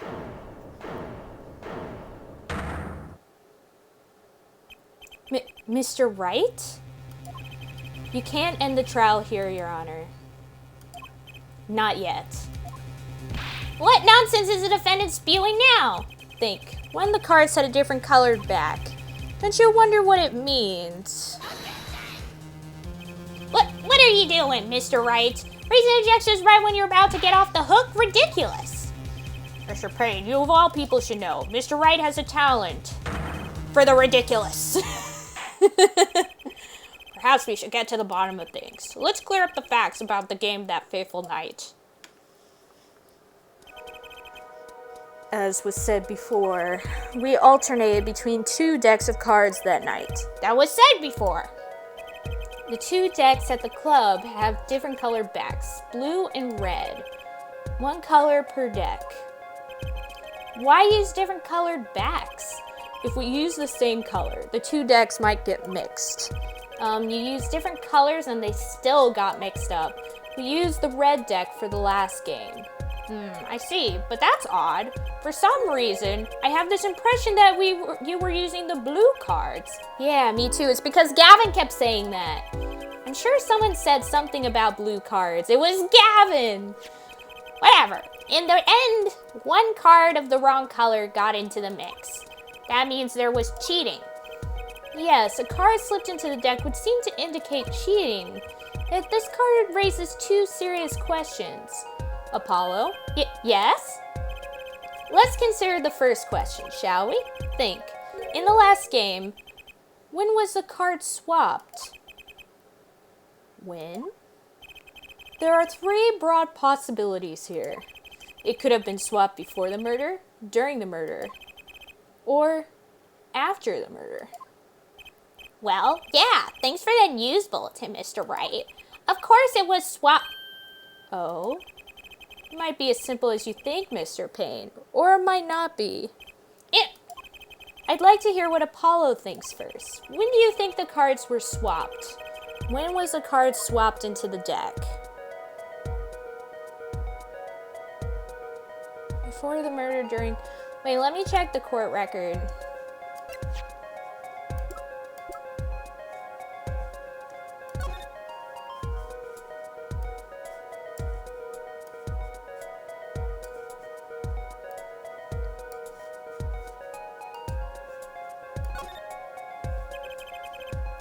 Card backs are red. For some reason, I thought they were using blue back cards in the final hand. I don't think it was during or before the murder. I think it was after the murder.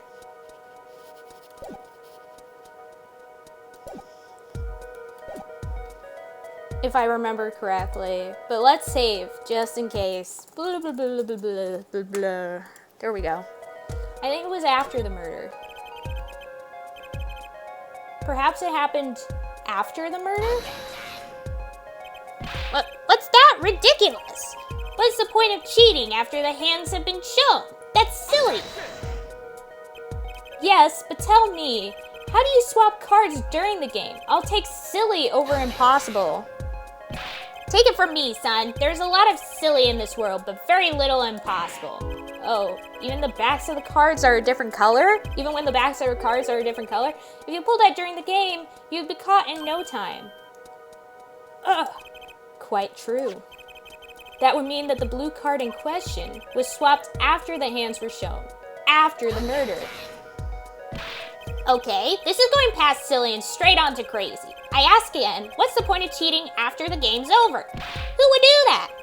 Who indeed? That's one of the mysteries before us. There's another? Yes, a simple yet decisive question must be asked. Who swapped the red card for a blue card? What? Who? The game and murder is done. The victim is dead. Only two remain in the room, alive that is. The defendant, Phoenix Wright, and our witness, Olga O'Reilly. Okay, so who was it that swapped the red card for blue?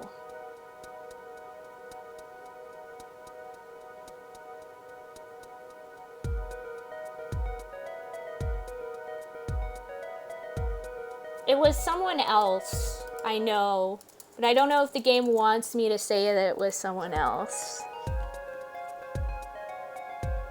Someone else. The one who swapped the cards wasn't Mr. Wright, of course.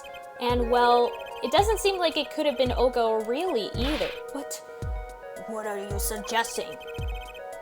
It's hardly a logical conclusion, I'll admit. As a defense, I think it only makes sense for you to name Miss O'Reilly at this point. Yes, I know, but she was the one who dealt the cards, right? I just can't believe she would make the mistake of swapping the wrong color card. If the card was swapped during the game, it'd be obvious.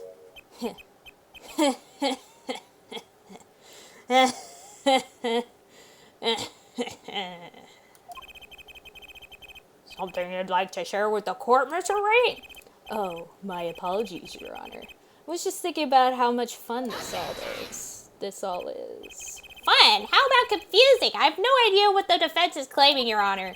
If the one who swapped the cards wasn't the defendant, and it wasn't Miss O'Reilly, then who was it? Yeah, well, that is the question, isn't it? Precisely. Huh? I believe we're about to see this case take a new direction. A new direction? We'll find that, indeed, after the murder. Someone swapped one of the cards in the victim's hands, and that someone made two critical mistakes. I'm sure you're going to tell us that the first was swapping the wrong color card. Because the one who did the swap didn't know two colors of cards were being used. The other mistake was the number on the card. Right, the person replaced the fifth ace with a king. I'm sure whoever swapped it wasn't expecting there to be a fifth ace after all. All they knew was that the game had been won with a full house, so they picked up a king from the table and swapped it in. But there's one problem. According to our case record, this person doesn't exist. True, not until now, but you have to admit the possibility of a fourth person, though it's more than a possibility. There was someone else there the night of the scene of the crime. What? I believe the judge spoke truthfully earlier. You do make trials ridiculous, Mr. Wright.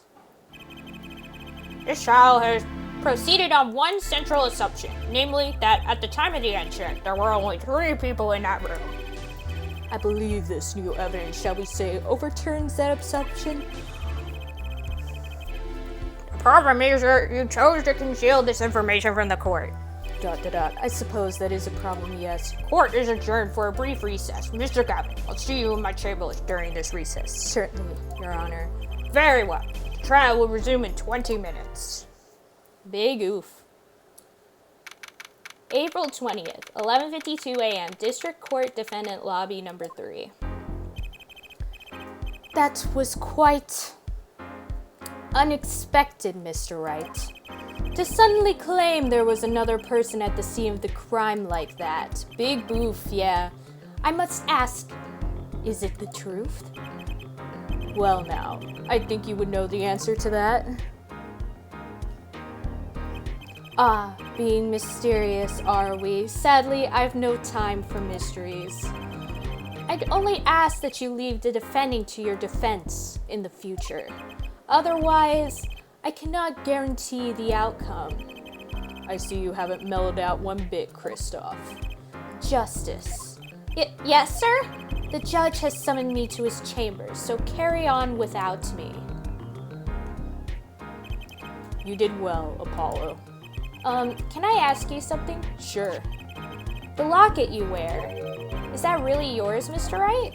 Ah, you're wondering about the victim's disappearing locket. Here, you can take a look at it. That's a picture of my daughter in there.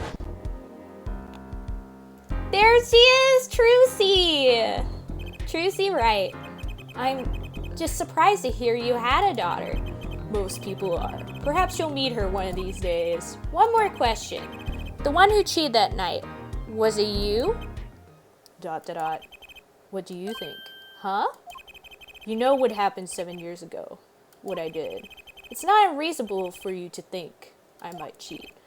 I never honest, but it is odd that he managed to go undefeated for 7 whole years.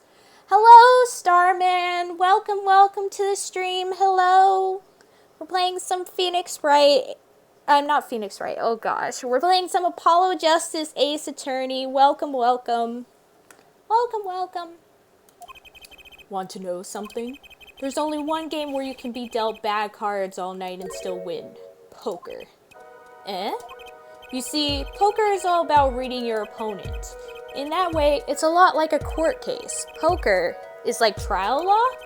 Figure out what your opponent is thinking, and you win. Well, yeah, but that's harder than it sounds. I think not. Try as they might to conceal it, everyone reveals their true thoughts in the end. Their body language can become a valuable source of information. You're kidding. That witness, for instance, Miss O'Reilly. She would touch the back of her neck during certain parts of her testimony. Did you notice? No. Come on. Who noticed that? Is this intermission? Yeah, this is the between time in the court. So yeah, we're on court recess right now. Words, habits, twitches, it's all information for the reading. That's the secret to winning, Apollo. Someone taught me, and now I pass the secret on to you. But I'm not worthy. I mean, there's no way I'll pick up on these signals. No, you can do it. Huh? You just don't know it yet. What's he talking about? But you will. Soon. Ah, almost forgot. One more thing. About this case. You should know I haven't told the truth to anyone yet. What? I knew it. I have my reasons, of course. All shall be revealed. And Apollo, I need you to be there defending me. I need your power. My, power? I had no idea my cords of steel were so special. Oh my gosh, it's time.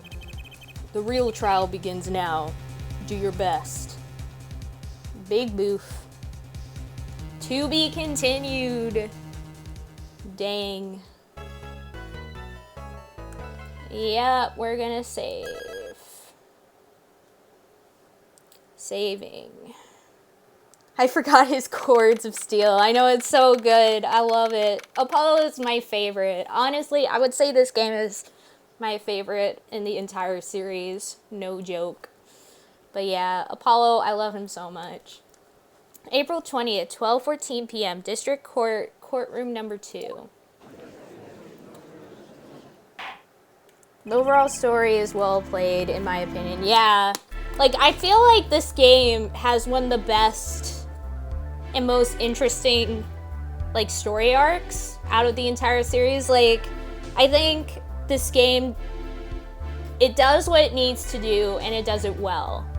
Like, it doesn't have any extra unimportant stuff happening in it. Everything is completely connected from beginning to end. And it's done really well. Also, what the frick? Couch will now reconvene. What is happening with the game? And it also introduced some really interesting mechanics and whatnot. And it also has some really interesting things that are never resolved after this game. Like, it introduces some really interesting plot-related stuff that after this game are kind of tossed to the wayside just because this game didn't do well.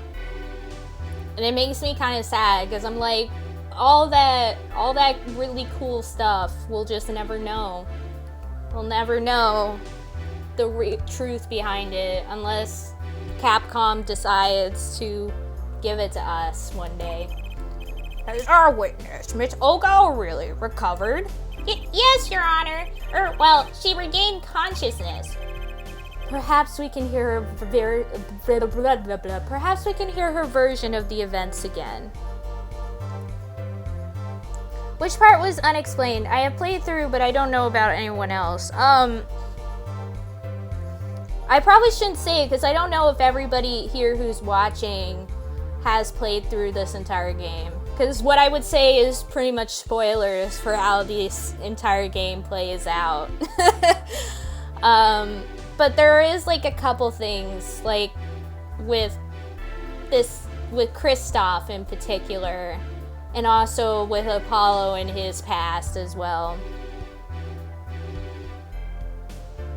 Anya, not sure what you're talking about. I can't give spoilers, but if you're talking about the main thing, then there are references to it in Spirit of Justice. I mean, they reference it, yes. Like, they reference about Apollo's, like, past and whatnot, and, like, try and fill in some of the gaps there, but they still don't really fully, even in Spirit of Justice, they don't really fully go into it entirely. But I'm talking about specifically Kristoff. There's something that's never explained with Kristoff in this game that's never explained in any of the future games. Have you finished it? I mean, I actually haven't finished Spirit of Justice, but I did see tons of spoilers for it when it first came out, and I do own it. Like, I bought it, and I did play. I think I'm like halfway through the game, but then I got distracted by a whole bunch of other stuff. But I saw, like, all the spoilers for the game when it first came out in Japan, and I read all the spoilers about what was, like, going. But there's a really interesting thing with Kristoff in this game that's towards the end that I'm just, like, I'm dying to know the answer to, and we still don't know what it is, and it makes me so mad. Like, to this day, I'm still mad about it, because I'm like, I want to know. I want to know what it was. It still makes me so mad. I want them to bring back Kristoff and Clavier in future games. I mean, Clavier was there for, like, 1 second in, like, some of the future games, but, like, I want to see them more. Yeah, I love the twist. It's such a good twist, Starman, and I wish that they would have expanded on it. I wish they would have gone more into it. I believe that the next Phoenix Wright will conclude Apollo's trilogy.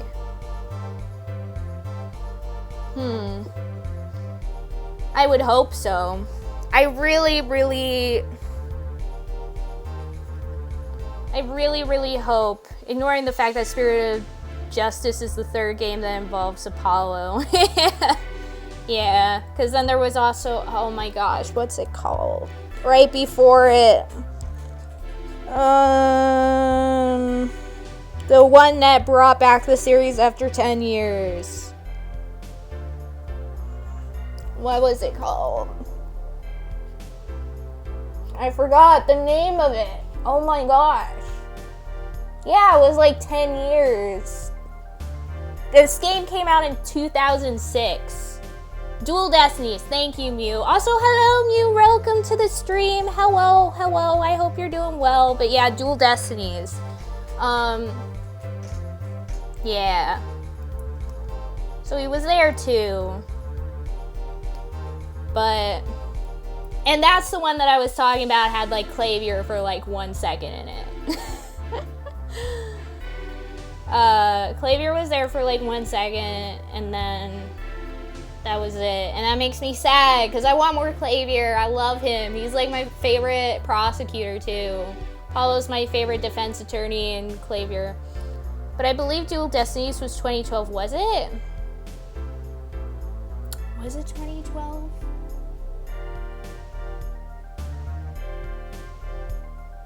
Oh, so then it was just 6 years then. 2013, so 7 years. So it was 7 years since the last installment of Ace Attorney, basically. So close to 10, but not quite 10. Still a while. Still a pretty large gap compared to all the other games in this series. But yeah, I'm still so sad that Kristoff stuff, we'll just never know. Anyways, perhaps we can hear her version of the events again. That's the thing. You see, she's quite fatigued. You're looking a bit fatigued yourself, Mr. Payne. Sadly, fatigue is insufficient grounds for refusing to testify or prosecute. The defense would like to request that Miss O'Reilly take the stand. Very well. The witness will take the stand. Perhaps you could repeat your name and profession. Or perhaps you'd rather admit that you're a poor liar and a poor loser. Not. Name's Olga O'Reilly. That's the truth. I'm a pro dealer. People call me Olga Quick Fingers O'Reilly. Counted by Japanese releases, Apologizes was 2007. Dual Destinies was July 2013. So 6 years. Okay, 6 years. Okie dokie. Oh, really? Want to know something else? I'm not really Russian, and my last name sounds like oh, really? There, that's the truth. I hope you're satisfied. Counted by English releases, 2008 to 2013, 5 years. Okie dokie. Makes sense. Makes sense. Gonna go now. Bye. Okay, bye, Doom. Bye-bye. See you later, Doom. Love ya. Charge your earbuds. Bye-bye. Okay. Witness. You will tell the court what you were really up to that night. And Shadow just came into the room. Hello. Fine, I'll talk. We had a plan, see? Let me remind you that you are currently under oath. Any further fabrications will have serious consequences. ... Fine. Like I said, I'm a pro. That guy Smith, he hired me to do what I do best. I was planted at the Borch Bowl Club several days prior to the night of the game as a waitress. So you were in cahoots with the victim? Not that he needed my help. Smith is a well-known poker player in some circles, but winning wasn't the main purpose of the game. It was about destroying a legend, the unbeatable Phoenix Wright. The plan was simple, elegant, really. You see, we set up a trap of sorts. I was to plant a card in Wright's pocket beforehand. and then deal 5 aces during one of their games. When their hands were revealed, Smith would call him out and search right. He would then pull out the planted card and the trap would snap shut. You swapped the cards.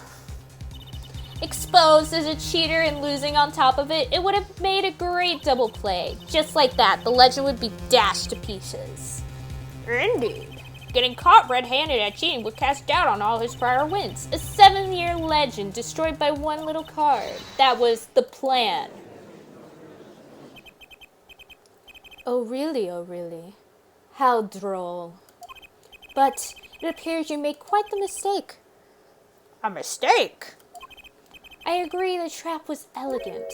Yet, what happened to that planted card? Hey, that's right. He's lucky, I'll give him that.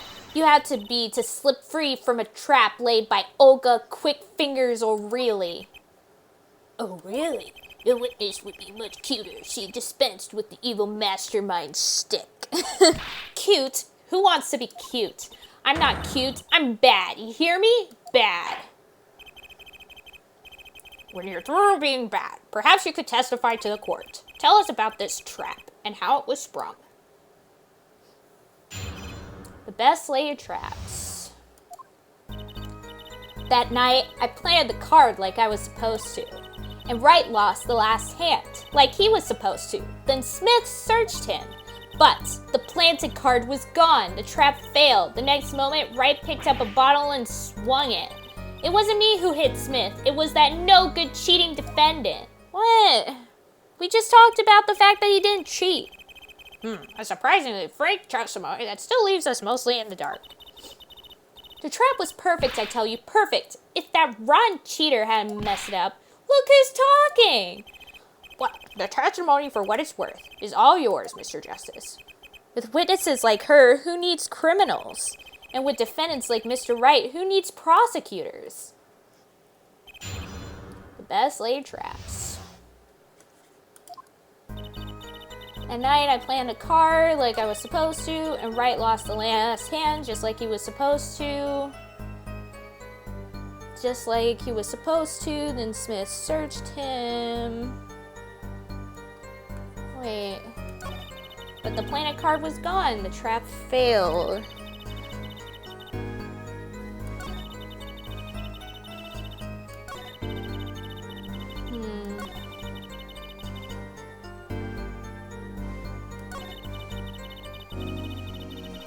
Why? So everything went according to plan. Exactly. The 5th ace came up, so it's obvious the switch went off without a hitch. Once the extra card was found in his pocket, Wright would be forever known as a cheat and a fraud. There are worse things to be known as, I suppose. Tell us what happened with the search.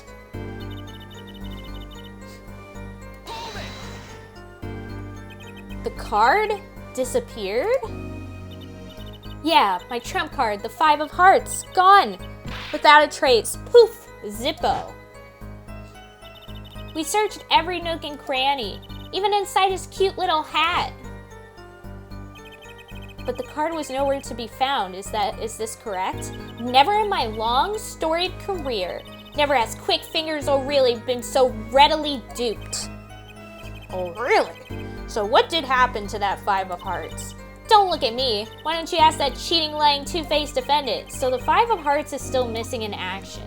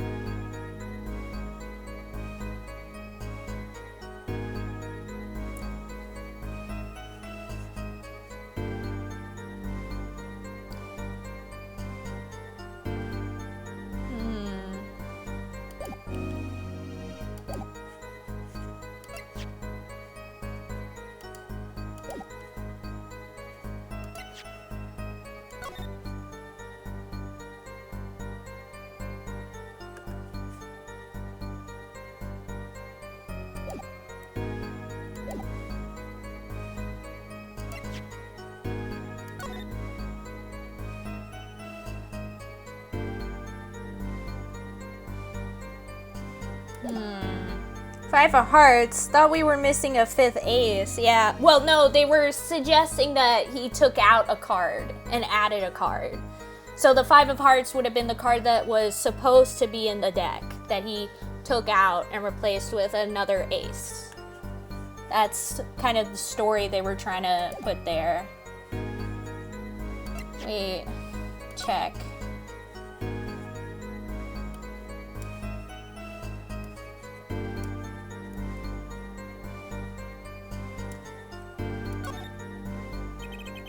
It was completely empty.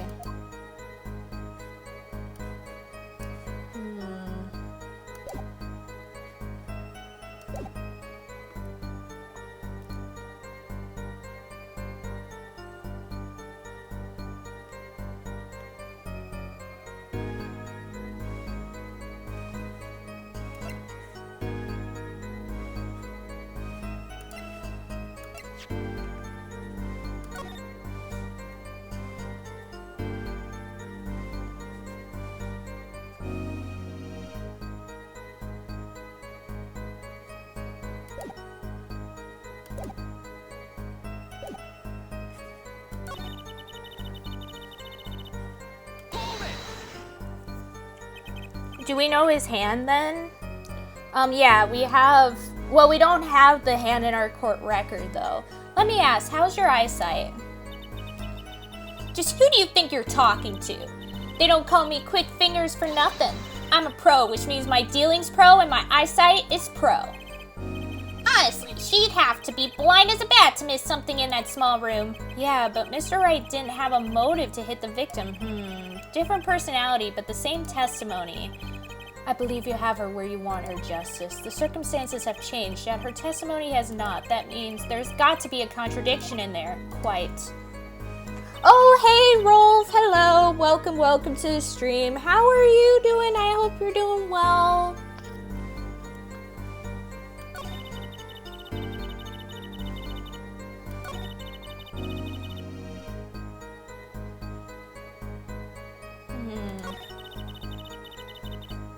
Let's press this. Bit tired, but otherwise good. Understandable. I'm kind of in the same boat. Wait, isn't that a little odd? What's odd? You searched Mr. Wright thoroughly and found nothing, which means he didn't cheat, which means he had no reason to strike the victim. But, well... Oh, snap, here we go. Here comes our thing that we gotta do in this game. 2 D&D, had a fun day, 2 D&D sessions on one day. Heck yeah, that's a lot of D&D. What was that just now? I sensed something. Something wrong, Mr. Justice? No, nothing, Your Honor. What to do? Should I press her a little harder? Yeah, press harder. Miss O'Reilly, you're hiding something. What are you talking about? Me? Quick fingers, O'Reilly? The defense will refrain from baseless accusations. Hey, she's doing that head scratch. Yep. And Apollo's about to do his thing.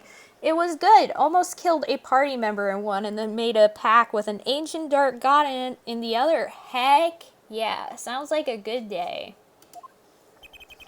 Sounds like a good Saturday night. I have one question for the witness then. You say you saw the moment the defendant hit the victim. Is this true? Of course it's true. I did see it. Honest. I saw it when Wright hit him. Obviously you didn't. With my own eyes. I saw it. What's this weird vibe I'm getting? That witness, for instance, Miss O'Reilly. She would touch the back of her neck during certain parts of her testimony. Did you notice? Touching her neck, was it? Oh, here we go. There we go. Whoa. What's going on? Here we go. Apollo's supervision. Whoa, what's going on? This sensation. It's coming into focus. There, that twitch. It's so clear. I love how everyone's just like, what? Did you just open your third eye? Yep, this is Apollo's special power, basically. Is that he has this ability to notice, like, very particular details from people. And it's just this innate ability that he has gained. Like, actually, it's like a genetic ability in his family, basically. So, like, he unconsciously is able to notice, like, little details. And the game kind of shows this in a very crazy way. There, that twitch, it's so clear. It's like I could perceive her habit like I couldn't before. Right, that's what it says, right? Yeah. Sorry, something was covering it up, so I just guessed that last word. Hello? Oh yeah, perceive. Gotcha!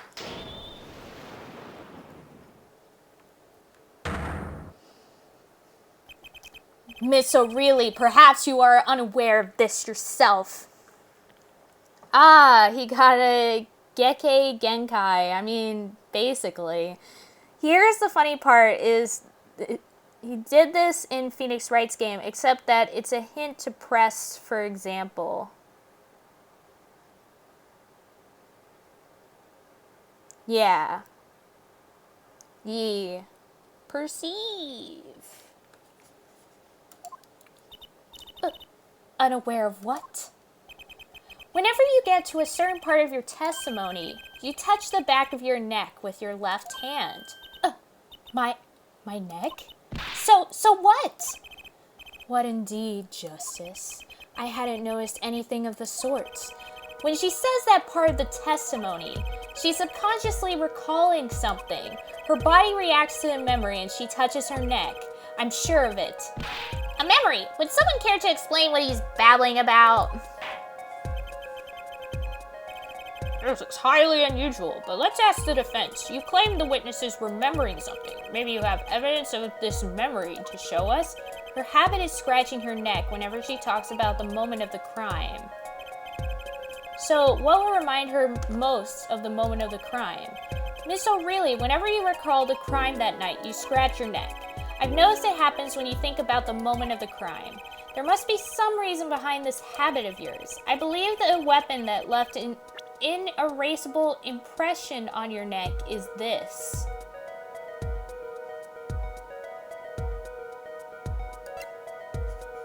What?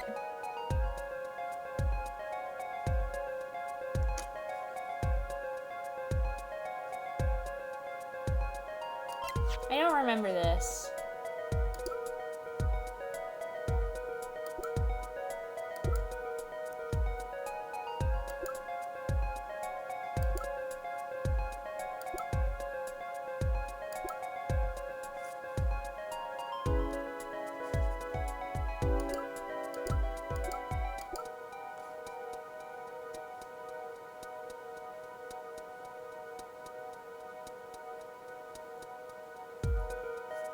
I guess it's this. Thank you, Law and Order, for teaching me logic in this. I think it's this, right? Whenever she talks about the moment of the crime, she touches her neck. And what reminds us most of the moment than this bottle, the murder weapon? But something doesn't fit. If you were only the witness to the crime, why would that make you touch your neck like you're in pain? What's he talking about now? It was Mr. Smith, the victim, who was hit. Not you. This is a cross-examination, not a cross-wild conjecture. The witness's habits, they're completely irrelevant. Justice. I'll admit, I'm a bit confused myself. This is certainly a unique cross-examination. I'll explain later, just trust me. Now's our only chance to break her. Miss O'Reilly, please testify in detail about the moment of the crime. The very moment. Yet, I am knowing nothing.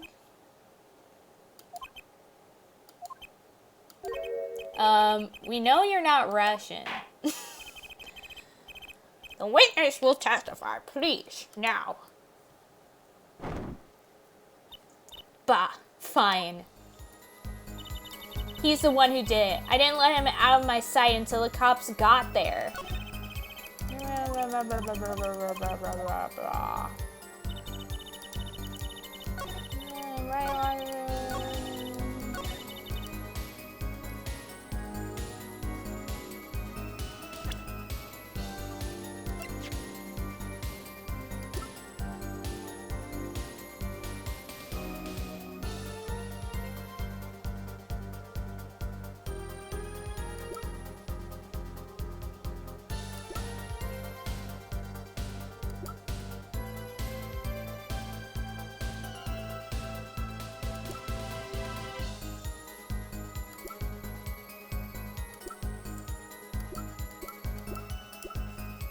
It would be this, right? Because if you never... Wait, let's save real quick. Boo, boo, boo, boo, boo. Save game. Objection! Yeah, didn't right call the cops. Yeah, that's what I was thinking. Miss O'Reilly, we have a record here that clearly contradicts what you said. It states that the police were alerted by a report from the defendant. And we know that the defendant left the room, climbed the stairs, and made that phone call from the first floor of the Borscht Bowl Club. So, explain how you kept your eyes on the defendant when he left the room entirely. Eek!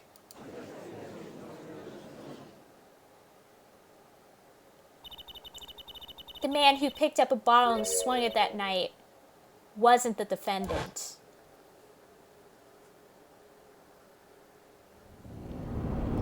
Oh, here we go again.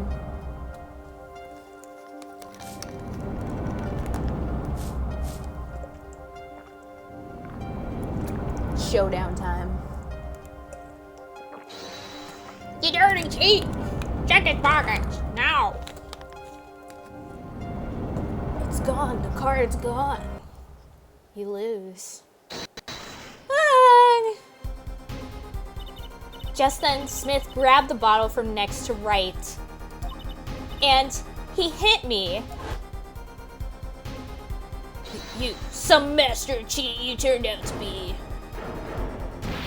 Eek! When I came to, the victim was already dead. The victim was already dead. Is that it? That's why I couldn't reveal who I really was. If it came out that I was in league with Smith, I'd be a suspect for sure. Well, where does this leave us? Madness. This is madness. I'm dreaming. It must have been me who was hit with a bottle, and I'm imagining all of this. Oh my gosh, Payne. It appears our prosecution is at his wit's end, and frankly, I can't blame him. Mr. Gavin, what do you think about this turn of events? Mr. Gavin, sir? I believe that, as a defense in this case, we are compelled to call Miss O'Reilly a big, fat liar. Madness? This is justice. What? 3 were in the room the night of the murder. The defendant, victim, and her. And she has a motive. A motive? Her plot foiled. The witness got into an argument with her client, Mr. Smith, and the denouement of that argument was murder. What? I didn't. I'm no killer. It's a trap. Someone's trying to frame me. She's a phony, a big fat phony. What tangled webs we weave when we practice to deceive. Wow, Phoenix, you should be a poet. You're a poet and you just didn't know it. So tangled, we catch ourselves in the process. Mr. Wright? Such a hasty conclusion. It's not like you, Christoph Gavin. What are you saying? Why not consider the other possibility, that there was another person in the room at the time of the murder? Right, like Mr. Wright was saying before recess. A single card was swapped into the victim's hand after the murder, and the one who swapped the card didn't know 2 colors of cards were being used, a 4th person. Ha! This theory again. Your 4th person doesn't exist. Indeed. That's why I decided to bring this case to court, here, where there's no escape and no chance for deception. The perfect place to catch the real criminal. The real criminal? And we're in luck. A clue to the real criminal's identity was kindly provided for us, and right at the beginning of the trial, no less. What? Apollo, perhaps you know what I'm talking about. Sorry? Remember what I said. The fourth person who swept the cards made one critical error. He or she wasn't considering the color on the back of the cards. Right. But how could such an obvious mistake occur? The cards used for the last game were red. Yet, there is one person here in our court who thought those cards were blue. Yeah, I had that impression too, but why? Well, Apollo, think you can figure out who it was? It's not me, I swear. Who is the fourth person? Why do I always get put on the spot like this? Because you're Apollo, and you're the main character right now. Let's hear what the defense has to say. Who was it? Who thought the cards used in the final game were blue? It was Kristoff! As I expected. Your eyes and ears are as sharp as your hair. I was right? Kristoff Gavin, you were the fourth person that night, But of course Mr. Gavin knows the color of the cards. how would he? As you can see, the photo of the crime scene is black and white. You can't tell which of the cards are blue, the ones on the floor, or the table. But look! You can see the colors in this photo. Yes, but when he said the cards were blue, it was well before this evidence came to light. It is true that the defendant was engaged in a game of poker with the victim. Yeah, it was only that. A game, in the purest sense. A competition, Your Honor. Competition? Yes, a test of wits, a silent clash of passions. Only the cards and mass wreathed in blue flame know its final outcome. Well, Kristoff? Mr. Gavin? Mr. Gavin, is something the matter? No, nothing. Excuse me, it was just so sudden. Right. You aren't seriously accusing me, are you? And thus the trap is sprung. Heck yeah. Oh, Kristoff, you know even I'd never take a joke this far. This has gone beyond ridiculous. Beyond dumb. This is insanity. The defendant accusing his own defense attorney of murder? I assure you I'm quite sane. But what possible connection could Mr. Gavin have to the victim? I wasn't aware that I had a connection to Mr. Smith either. Yes, but Mr. Gavin and the victim have never met. Well, what if they have? Huh? There is a possibility, after all. They may have met that night, before the game started. What are you suggesting?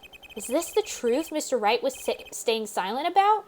Well, only one thing to do. Mr. Wright, the defense would like to request that you testify to the court. The defense would like to request no such thing. Mr. Gavin? Testimonies must relate to the case. How could anything happening before the game of poker be related? I'm not sure I follow, Mr. Gavin. As I explained before, the defense believes that Miss O'Reilly... Am I to assume you speak for Mr. Justice in this? He is the defense, not you. Mr. Justice, the matter of Mr. Wright's testimony is up to you. Oh, okay. Does the court, in your opinion, need to hear Mr. Wright's testimony? Hear the testimony. This was Mr. Wright's strategy. He was planning this all along, and I intend to see it through. The defense would like to request that Mr. Wright testify to the court. It too, Justice? You would betray me? Your teacher? I'm sorry, Mr. Gavin. This isn't about loyalty. This is about the truth. ... Very well. Very well. The defendant, Mr. Wright, will take the stand, please. Appetite before murder. That evening, Kristoff and I had dinner. We sat at the table in this photograph. Shoddy Smith walked in 5 minutes after Kristoff left. When the trap failed, Smith hit the waitress. The girl was knocked out cold and Smith was uncontrollable. I left to call the police. When I returned, he was dead, blood streaming from a cut on his forehead. That's when I made another phone call to defense attorney Gavin. Mr. Gavin, you were at the Borscht Bowl Club the night of the murder? I dine with him rather frequently. And he talked to the defendant on the phone directly after the murder? Quite against my will. I had become involved in a murder. I thought I might be in need of a lawyer, so I called him. You were planning this all along, weren't you, right? Just because you wanted to drag me into your little murder trial. The only thing I want is the truth, as I did back then and now. I remember first playing this, and Phoenix was such a pain for me to get past. Yeah. I thought my office was doing you a favor when we took on your defense. It appears that I was wrong. Very well. The defense may cross-examine the witness. Justice. Sir! He's lying, and you're going to expose him. Understood, sir. Mr. Gavin versus Mr. Wright. This can't end well. Why can't I have a normal trial? Ayo. That evening, Kristoff and I had dinner. We sat at the table in this photograph. Shoddy Smith walked in 5 minutes after Kristoff left. When the trap failed, Smith hit the waitress. The girl was knocked out cold, and Smith was uncontrollable. I left to call the police. When I returned, he was dead, blood streaming from a cut on his forehead. That's when I made another follow-up call to defense attorney Gavin. Oh, yes.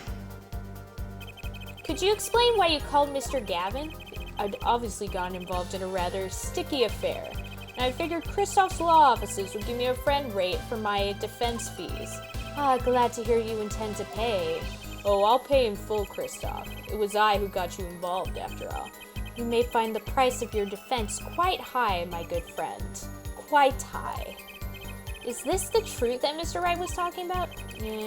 Justice, you know what you have to do. He's lying, expose him. Yes, sir. I have to think. What's Mr. Wright trying to tell me with his testimony? The truth has to be in there somewhere.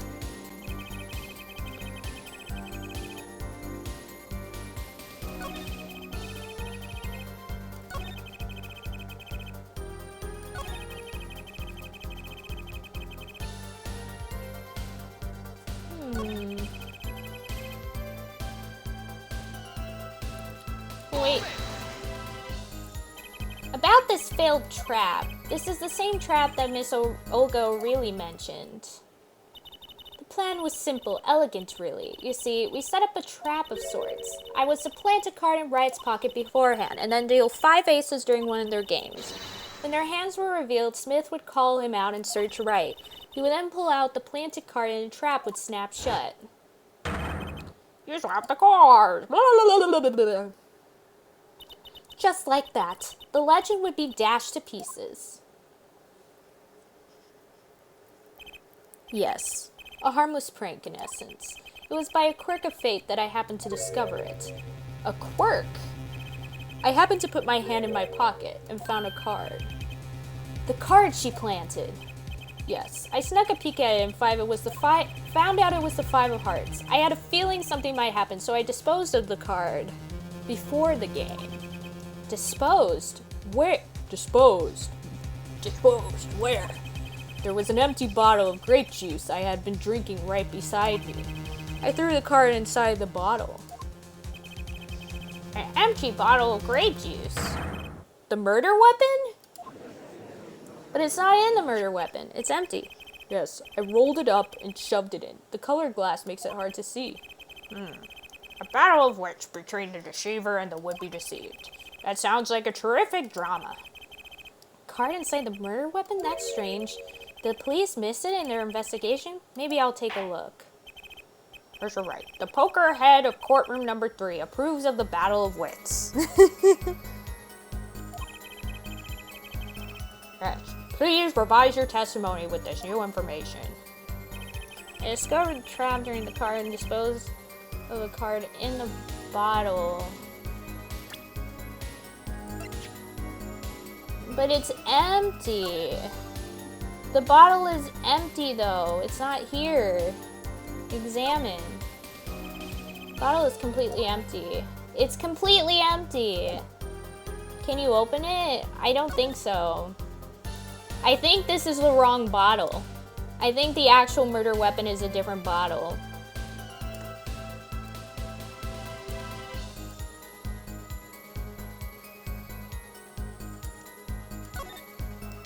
Yeah, I think this is a different bottle than the one that was actually used in the scene of the crime.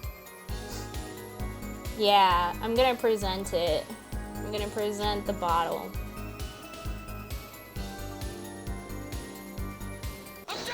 Objection! Mr. Wright, if I may, Yes? I've examined the bottle and I don't see any card in here. No?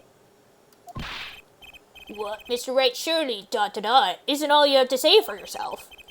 I can't say that I know what happened to the card. I did put it in that bottle, however. Huh? Perhaps a fifth person came and took it out. Oh, and a sixth person could have helped. Mr. Gavin, Mr. Wright is your client. My apologies, Your Honor. I won't have you disparaging our investigation either. You looked inside that bottle. There was nothing. So what's going on? Is Mr. Wright hoodwinking us again? Or did the card just disappear? In any case, please continue the cross-examination. I'm afraid decisive contradictions call for decisive evidence. Oh. Push him harder, Justice. Break him. Break him. It's just you and the witness in the ring. Go for the KO! Why do I get the feeling we're not on our client's side anymore? That evening, Kristoff and I at dinner. Ida's lover.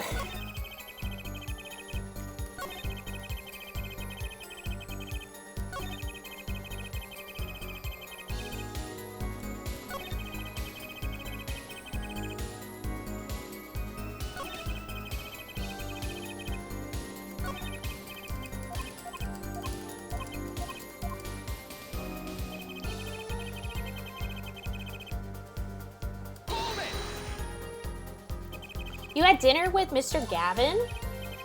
Yes, he dines with me at the Borscht Bowl Club quite frequently. We were enjoying a usual dinner at our usual spot, as usual. Usual? I always eat at the table closest to the piano. I see. Where Mr. Smith was sitting. So the plates and such on the table were from your dinner? Indeed, the remnants of my meal with Kristoff. He dined for 2 hours and Kristoff left. After that... Is Kristoff's vendetta against Phoenix explained in this game? Is it?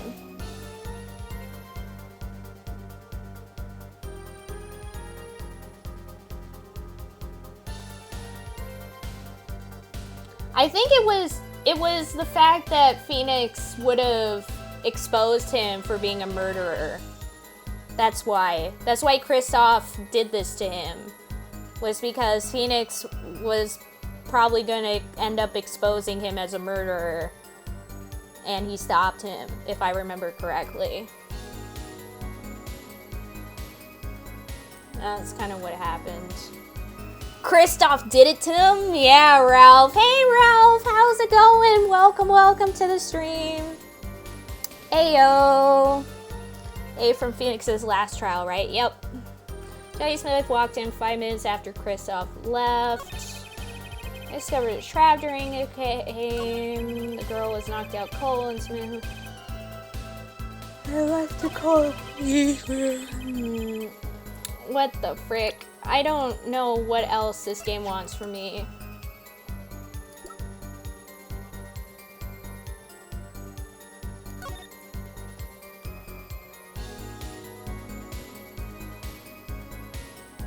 Wait! You wouldn't have been able to see it because the hat is on. You wouldn't be able to see that the blood was streaming from his forehead, right? Like, that's it. Is that it?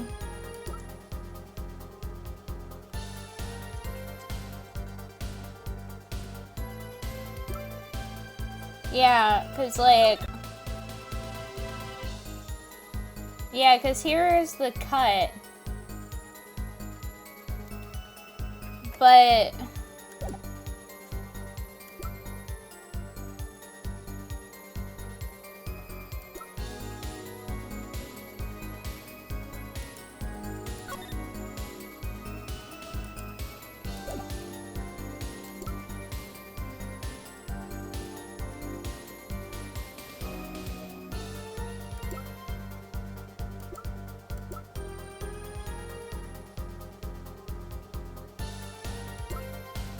Yeah, he wouldn't be able to see that happened. Let me save first before we make this claim. But I think the idea is that he wouldn't be able to see that this had happened. Yeah, hi Ralph, I hope you're doing well.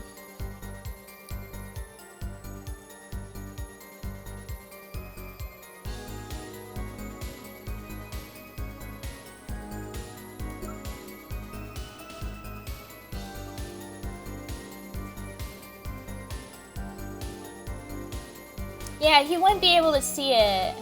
Present. Objection! Mr. Wright, if I may. Yes? Take a look at this photograph. Take a look at this photograph of the crime scene. See the victim here? He's wearing a hat. I wouldn't think you could see blood on his forehead. Good point. Unless Phoenix put the hat on. Well, the game's like it as the bar didn't explode. Look at this graph! Justice. Also the music. You also know if it's the correct choice if the music cuts out for a sec. Like if it goes silent, then you know. You're like, oh, I did it. Look at this graph! You're right, Ralph. Justice. Next time you point out an inconsistency, put a little more oomph into it. Mr. Wright, can you explain this to the court? I forgot to mention something. I was the one who put that hat on his head. Eh? You? You put the hat on the dead man's head? He wore it through our entire poker game. After calling the police, when I returned to the scene, his head was in full view, shining bright, just like in this photograph. And? I picked his hat off the floor and put it on his head. But why did you do such a thing like that? All I can say is, I'm sorry, but that's the only thing I touched at the crime scene. So, Oh, why did I give Apollo a weird voice there for a second? So Miss O really didn't see it? It being the victim's, his head. I think not. She was out cold. I believe I was the only one who witnessed his head. Here we go again. Mr. Gavin? Pardon. It just seems that our client is determined to lie his way through this case. Hey, he's still our client, isn't he? I believe that's enough of that. Mr. Gavin? This witness's testimony is more like a travesty. It's riddled with lies. I'm beginning to see how you came to lose your attorney's badge 7 years ago.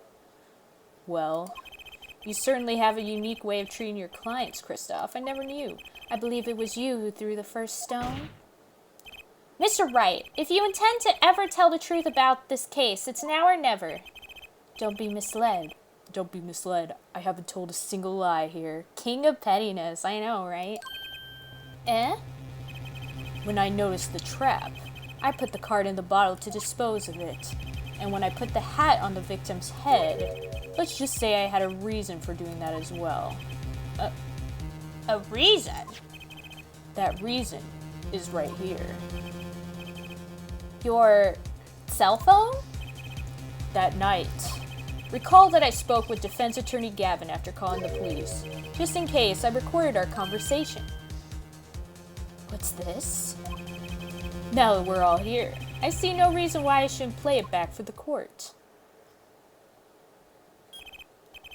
Kristoff, I seem to be in a bit of trouble. What's this? Game not going well? Something like that. That gentleman who challenged you, he turned out to be good? He turned out to be dead. Someone hit him hard. You mean someone cracked that flawless bone china plate pat? It wasn't you, was it? Me? Please. The cops should be here any minute. I'm in your hands, should it come to that. Bone china plate? A kind of porcelain, very smooth and shiny, and not plate, but pat. I believe he was referring to a certain gentleman's balding forehead. The court appreciates the defendant's discretion in not indicating my forehead. Wait a second, something's not right about that phone call. So, after Mr. Gavin ate dinner with you...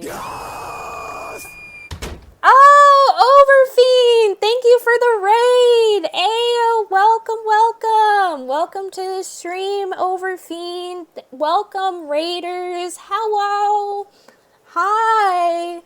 How is everyone doing? We're playing some Apollo Justice, Ace Attorney, solving some cases. Oh, you were playing Resident Evil Revelations. Nice. Resident Evil games.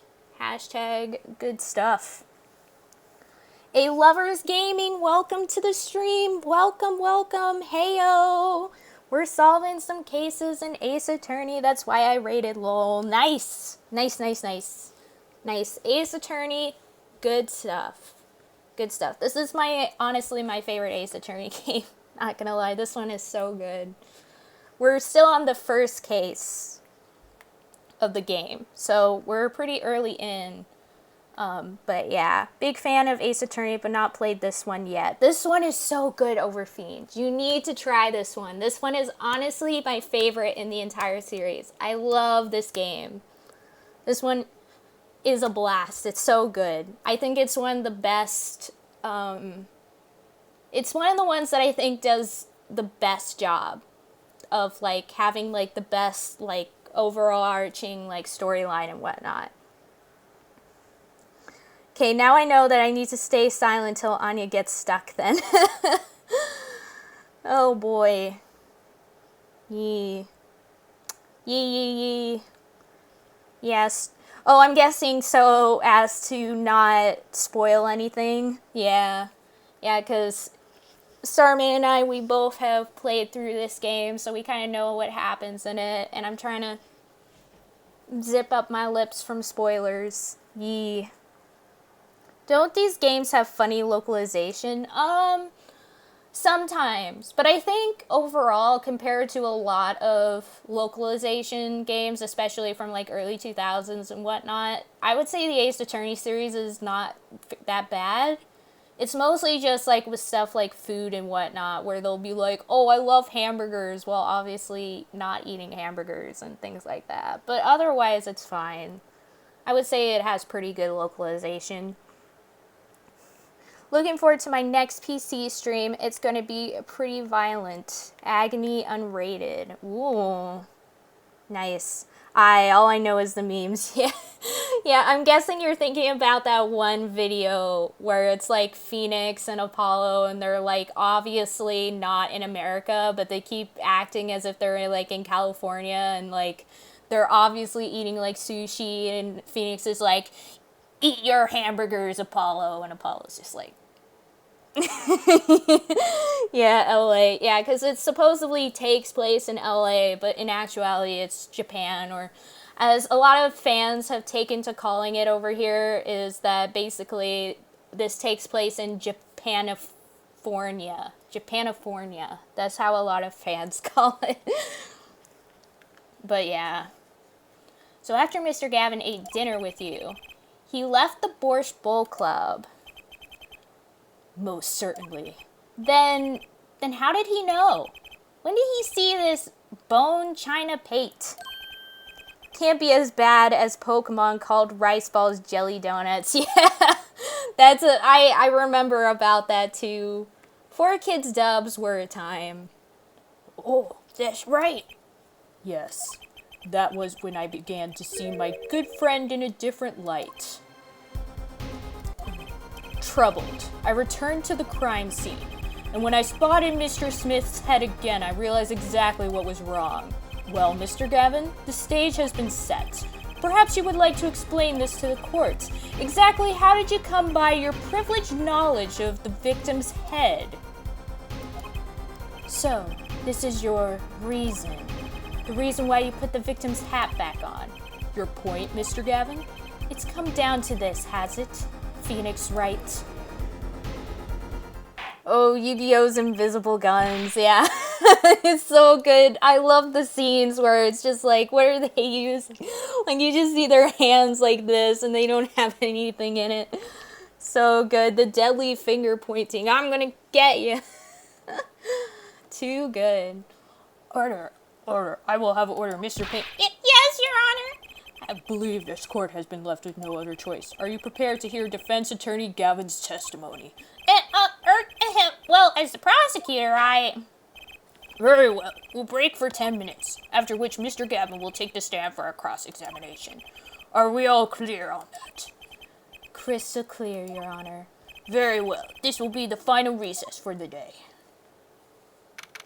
April 20th, 2:32 p.m., District Court Defendant Lobby Number 3. Mr. Gavin and Mr. Wright are both in the judge's chamber. Who'd have thought today would turn out like this? I think this is Trucy, right? May I?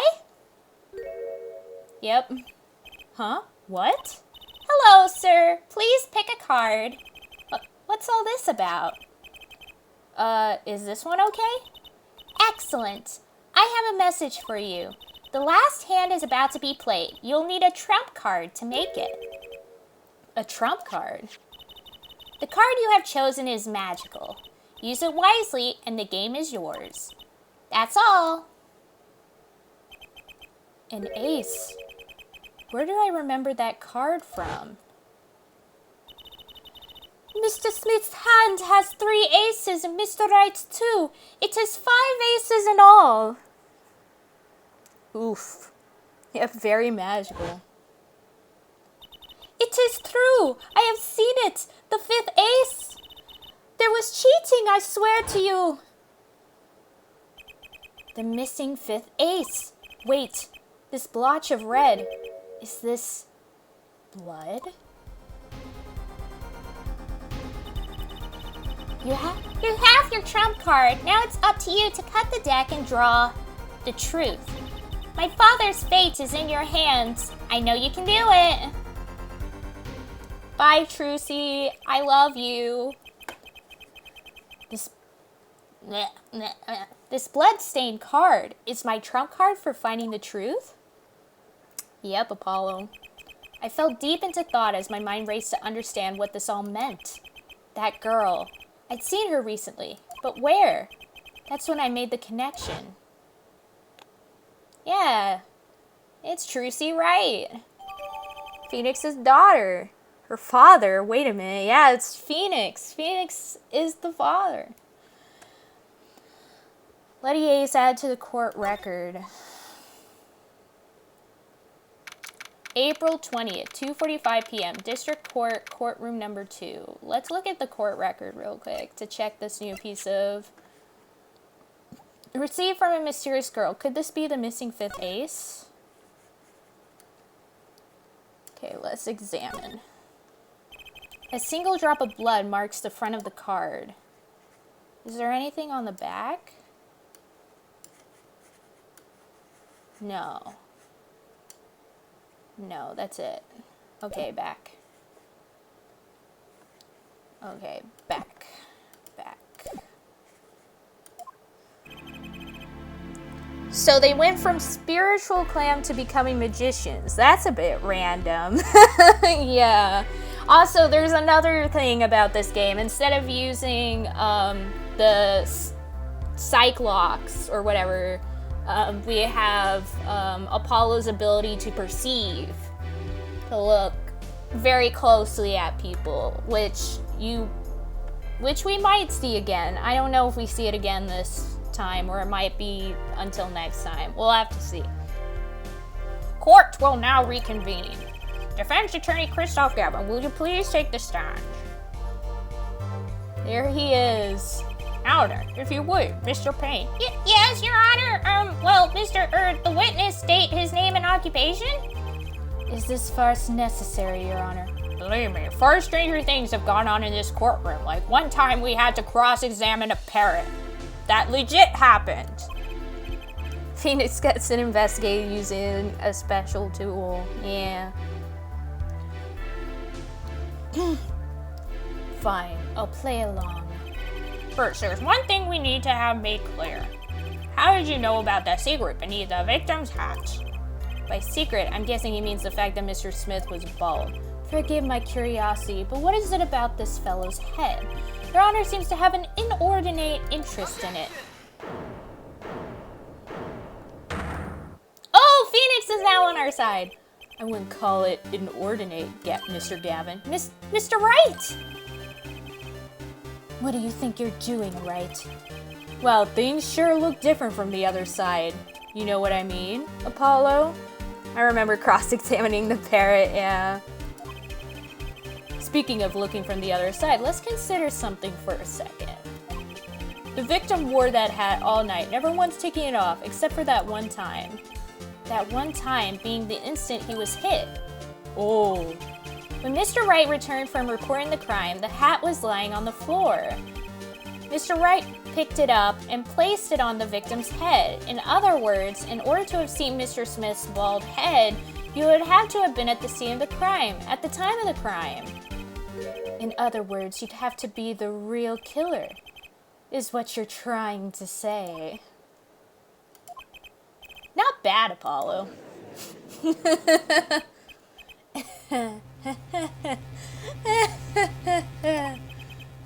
Mr. Gavin? I'm afraid that I haven't been entirely honest with the court. What? Oh, I assure you, I had the noblest of intentions. I did it all to protect my client, Mr. Wright. Yet, I'm afraid in the current situation, I see little reason to hide anything. Very well. Allow me to tell you the truth of what happened that night. Yep, this always happens, damn Leasley killers, yep. Finally, you may begin your testimony. Tell us, how were you involved in the events of that fateful night? I'm afraid I haven't been entirely honest, yeah. Big oof. It's got to be their favorite line, yeah. That's basically all Ace Attorney games, that fateful night.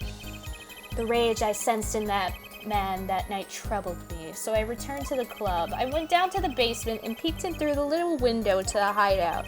It must have been right after the murder took place. The victim was dead, as he appears in the photo. A bald head, an unconscious girl, and Wright holding a bottle in his hand. I sensed that was not the best place for me to be at the time, and so I left. That's when the call came from Wright. So, you witnessed the murder? For better or worse, I missed the actual moment of the deed. Mr. Gavin, may I remind you that you are on Mr. Wright's defense team. Your testimony is clearly Disadvantageous to your client, but it's advantageous to him. He was gonna get sent to prison, y'all. What else could I say? I'm standing on the witness stand after all. So you are, Mr. Gavin. And you had to testify as you did. You had to tell them you saw the scene of the crime through that little window. Mr. Wright, you had to say that. Because that was the only probable window of opportunity. Right, Apollo? Oh! Mr. Wright, the defense should do the cross-examination, not the defendant. Mr. Justice, are you prepared? Yes, Your Honor. I can't believe I'm going up against Mr. Gavin. This trial is getting weirder and weirder. Woo! Here we go. Range license or return to the club. I went down to the basement and peeked through the little window to the hideout. Check.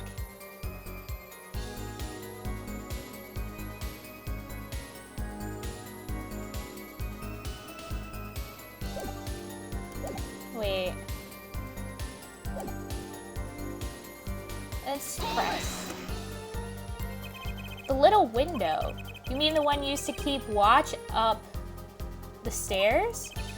Yes, a relic of the ancient class. The Black Marketeers used it, I believe. Why did you go through the trouble of peeking in through the window? Wouldn't it have been easier to just open the door and go into the room? ... I didn't want to upset Wright, you see. Upset Mr. Wright? Yes, what if my fears have been unfounded? I'd be walking in on their match. Bad form, to say the least. So far everything he's saying makes sense.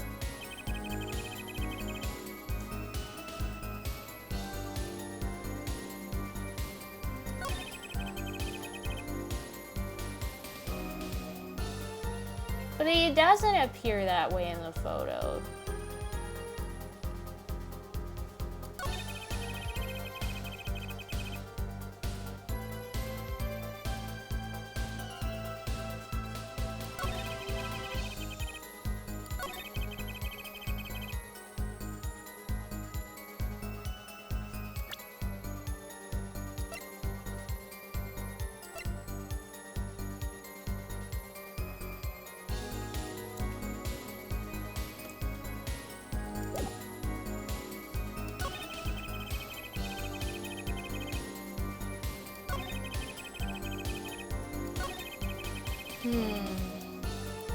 Let's see here. I'm gonna save real quick.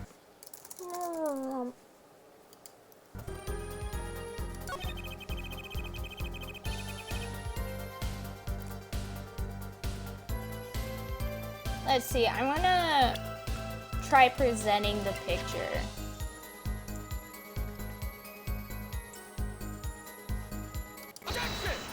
Okay, that was wrong. Okay, that was wrong. We're going back. Okay.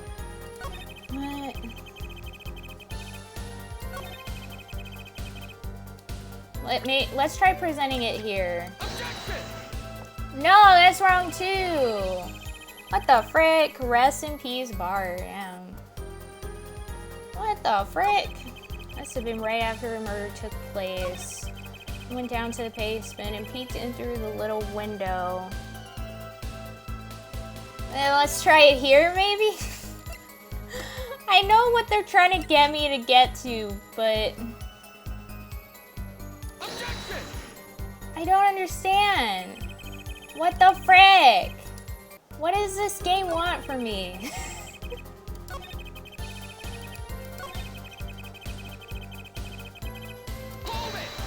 Rage? That man, you mean Mr. Smith? He was different from the other customers, his aura, shall we say. I knew he was a serious poker player, but it was more than that. So then you knew the true nature of your client's job? Of course, but I also knew he wasn't engaged in gambling, which would be illegal. Well, I mean, oh my gosh, well, it makes sense that he'd know they were friends after all. Worried for my friend, I returned to the club. You see, I feared this Mr. Smith might be someone coming to settle an old score. I see. What happened then? Yep. If we didn't have save states, that is, yeah. I went down to the basement, peeked through the little window. It must have been right after the murder took place. Right after the murder took place.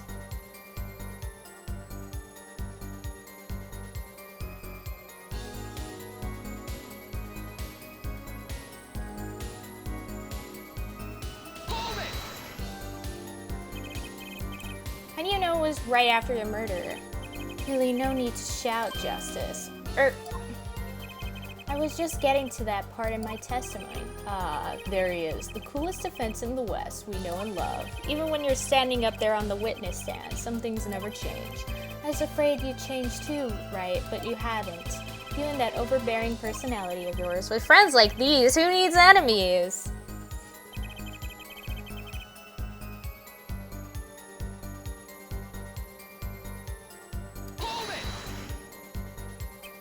By photo, you mean the second photograph of the crime scene?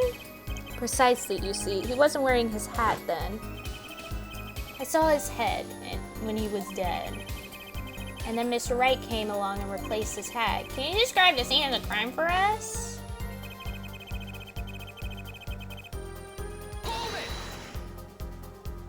Those were the only three at the scene of the crime? Yes, as far as I saw at least.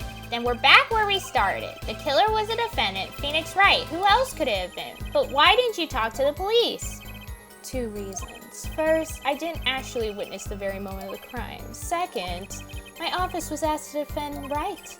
Even after seeing what I had seen, I couldn't abandon my friend. There must have been someone else there at the moment of the crime. Justice, I just said I saw no one, not a soul. But that goes against what Mr. Wright said.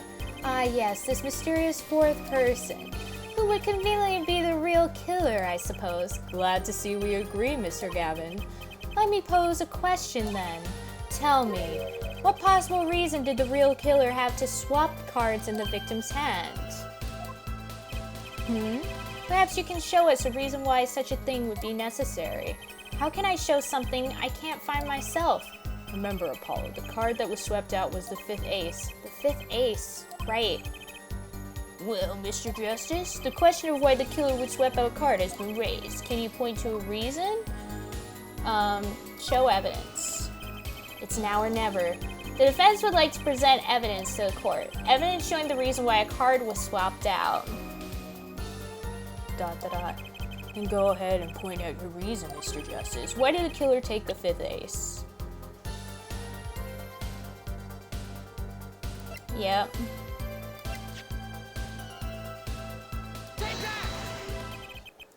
My reason is, this. Is that an ace? Why, it's got blood on it. Right next to his spade. What? This is insane! Why wasn't I told about this? Why? Could this be the missing fifth ace? Inconceivable. How could you? What are you doing with that card? Well, that's the thing. Why is Mr. Gavin so upset? It's just a fishy card from some fishy girl. Oh, that card? It's mine. That is, I picked it up at the Borscht Bowl Club that night after a murder had occurred. I gave it to my daughter. Cards are her stock in trade, after all. No. Impossible. Unacceptable. The court can't accept this evidence. It's a fraud. A fraud? How can you be so sure? What? I would think the only person who could claim it was a fraud would be the one who took the real card from the crime scene, the real killer. Allow me to elaborate. What if this trace of blood was the reason? The reason for the killer to take the card from the scene of the crime. Where are you going with this? Take another look at the photo and at the victim's head. At the moment of the crime, his hat fell to the floor, and a trickle of blood ran from his forehead down to the back of his head. Wouldn't a drop of that blood have fallen on one of the cards? I suppose the killer then took the card to hide the blood. Regardless, that evidence is non-permissible. Oh, right. Regardless of how you wasted the last 7 years you used to be a lawyer, you know what a serious crime it is to conceal evidence. Oh, we can discuss the finer points of our legal system later. What's important now is that I've answered your question. What are you talking about? You want to know why the killer would have taken a card from the crime scene. And now I've told you. The one drop of blood would have been decisive evidence, you see. This is baseless conjecture. Baseless! It's me! Oh wait, no, it's Phoenix! Oh, I assure you it's quite base. What? It's amazing, really. How a single drop of blood on a single card can lead us to the truth. It's quite simple. Well, Apollo? Yes? Try picturing the scene of the crime. Try picturing the scene of the crime in your head. Whee! And the finger point is still strong, yep. Here we go, woo! The murder took place in the hideout. The body of the luckless victim was found at the poker table. So why does Phoenix look like a hobo in this game? Because of something that happened 7 years prior to this game. Basically, he lost his job because of something that happened. But the game hasn't really gone into detail about what that something was. And before the killer swapped a card out, there was a single card with a drop of blood on it in the victim's hand. Given this, there is one decisive problem with the scene. Well, what is it? Let's keep it simple, shall we? Given that there was a drop of blood on the card, whose position in this diagram doesn't fit? The victims, the killers, the witnesses, the second witnesses? Whose position doesn't fit with the bloody card?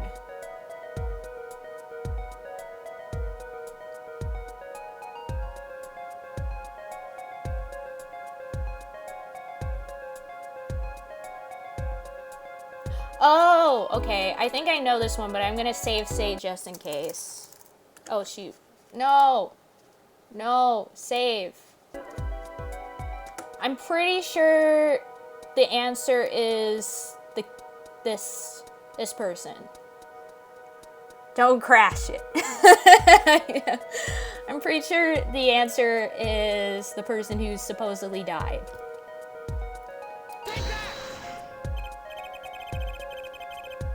Well, isn't it the victim's position? Okay, so that was wrong. Incredible. I'm so glad that I'm such a smart person. Okay, with the bloody card.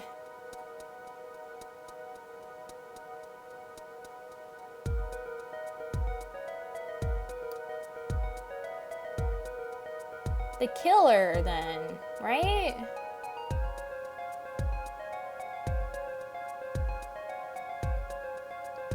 So then it would be the killer, right? Well, for one thing, the killer's in the wrong place, I think. Think? Mr. Justice, your job here is not to think, but to know. Just looking at you reminds me of the old days. Not the good old days, per se. Oh. Oh, so that was wrong. I thought... Oh, I would have lost at this point. All because I suck. Then it must be he doesn't make sense, I guess. I guess. That has to be the only thing. The second witness's position is the problem. The second witness? That would be Mr. Gavin, yes? The second witness's position is far less problematic than yours right now, Justice. Point of view is a strong point, I see. Or perhaps perilous is a better word. I cannot see what the bloodstained card has to do with the second witness's location. I'm afraid you're more than a— Oh my gosh! What the frick? I am...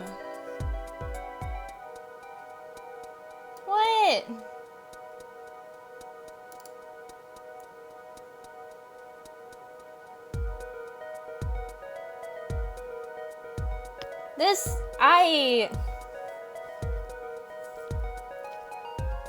Yeah, it has to be the first witness, but I actually don't understand why this is the case. I don't get this. I'm very lost. The witness's location is clearly at odds with something. By witness, you mean Miss Olga O'Reilly, correct? That's right. When it comes to cards, it's quick fingers or really or no one. I see, and? Was I supposed to say something else? A meaningful observation would help your case considerably. Yet, do you not sense a great feeling of potential in his silence? Potential for a whooping— What the frick?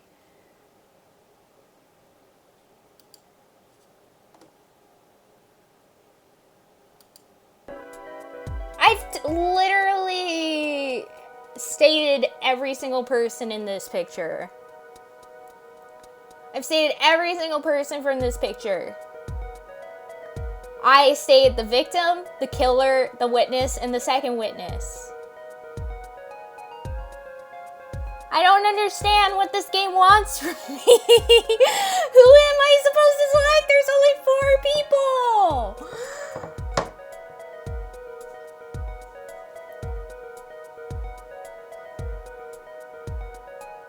Try victim again? Yeah, because that's what I picked first. That's the first person I picked. Let's try again. Present.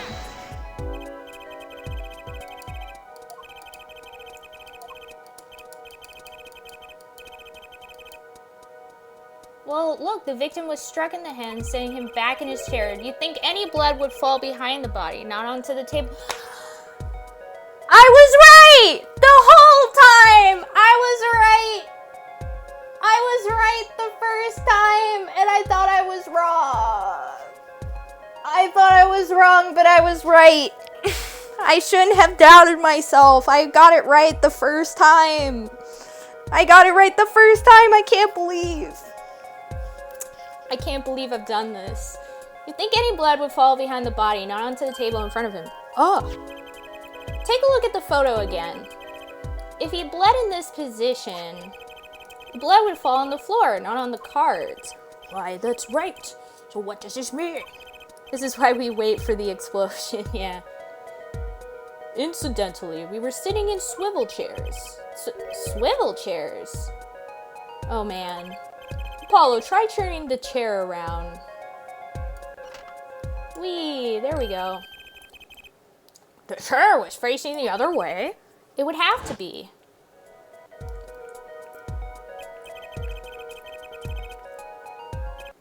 So we have to assume at the time the victim's chair was facing away from the table.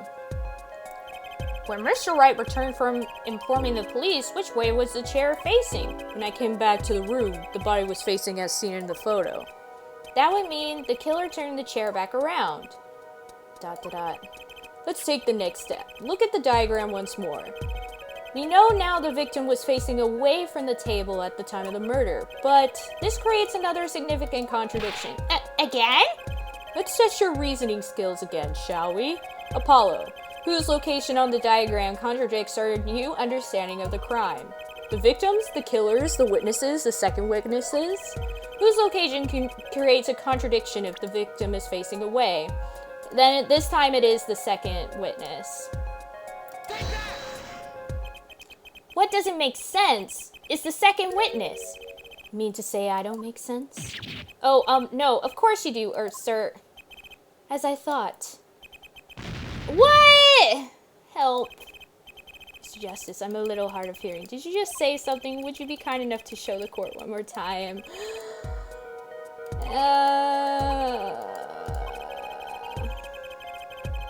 Oh, I'm an idiot. I'm an absolute moron. It's the killer. Because then it doesn't make sense that he was killed from this angle, right? So it has to be this one. Present. The victim was struck from the front, correct?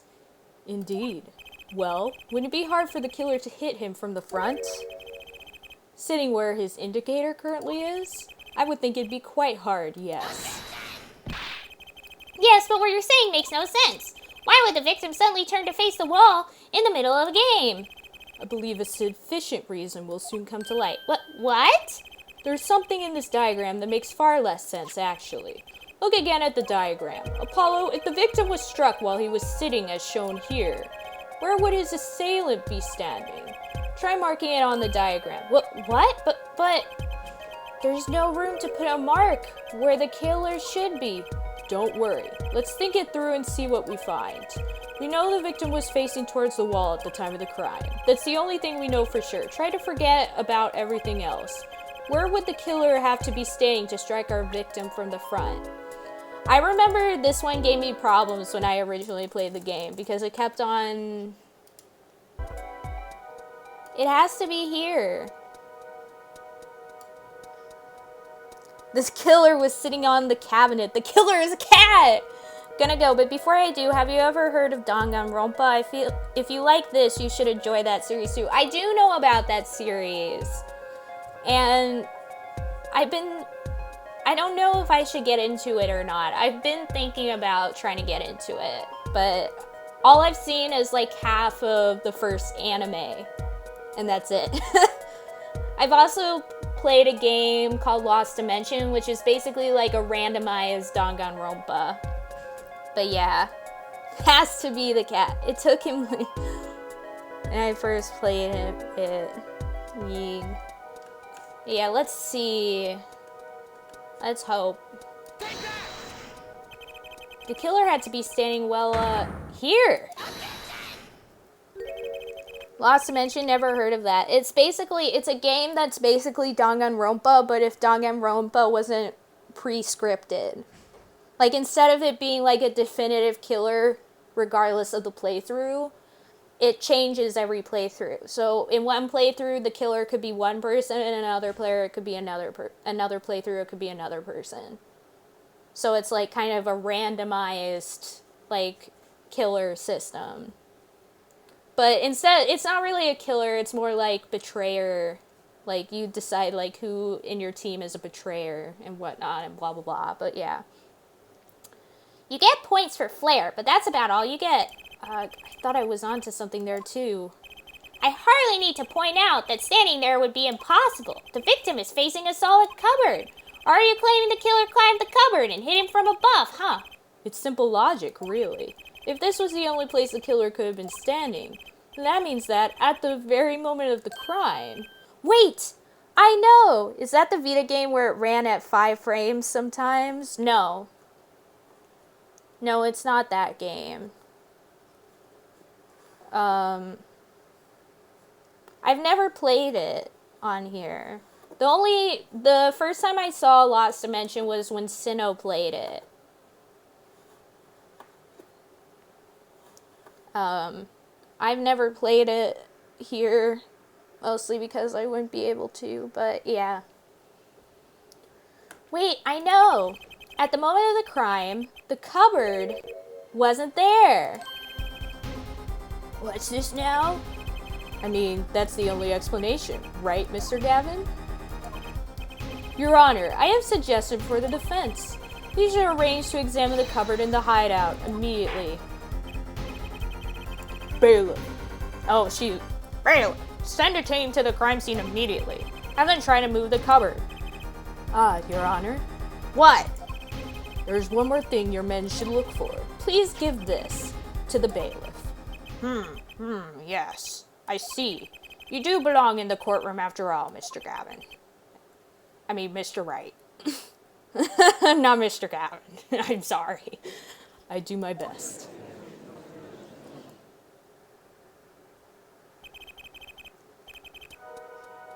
But yeah, I'll see you later, Overfiend. Thanks for hanging out and thanks for the raid too. Thank you so much.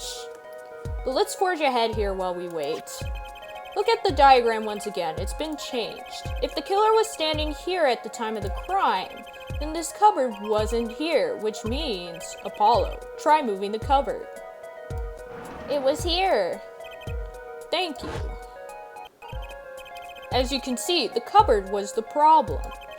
At the time of the murder, it had to have been shown here. Now everything is in place to reconstruct the moment of the crime. Oh my.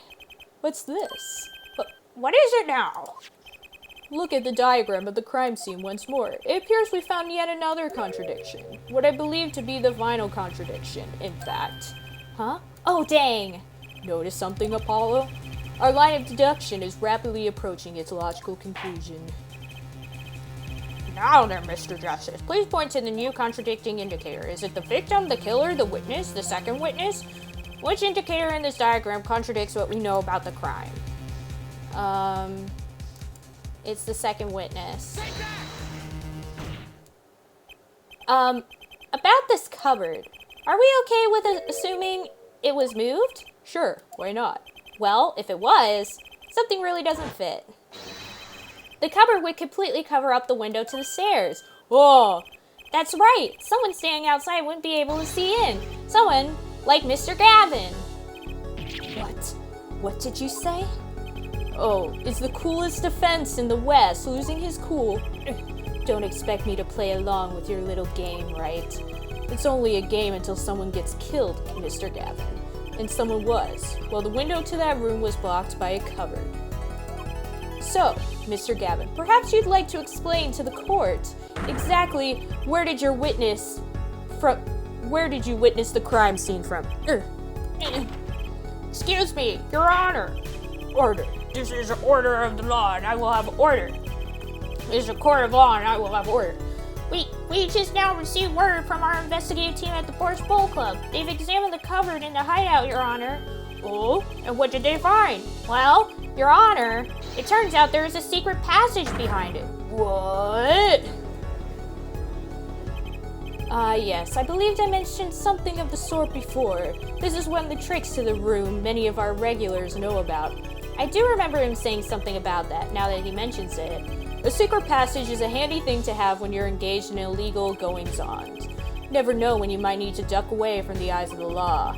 So the room has a secret passage. Where does it go? The other side connects to the restaurant above. The underworld bosses could get away from the cops and enjoyed a cold bowl of borscht, no doubt. Just like our killer.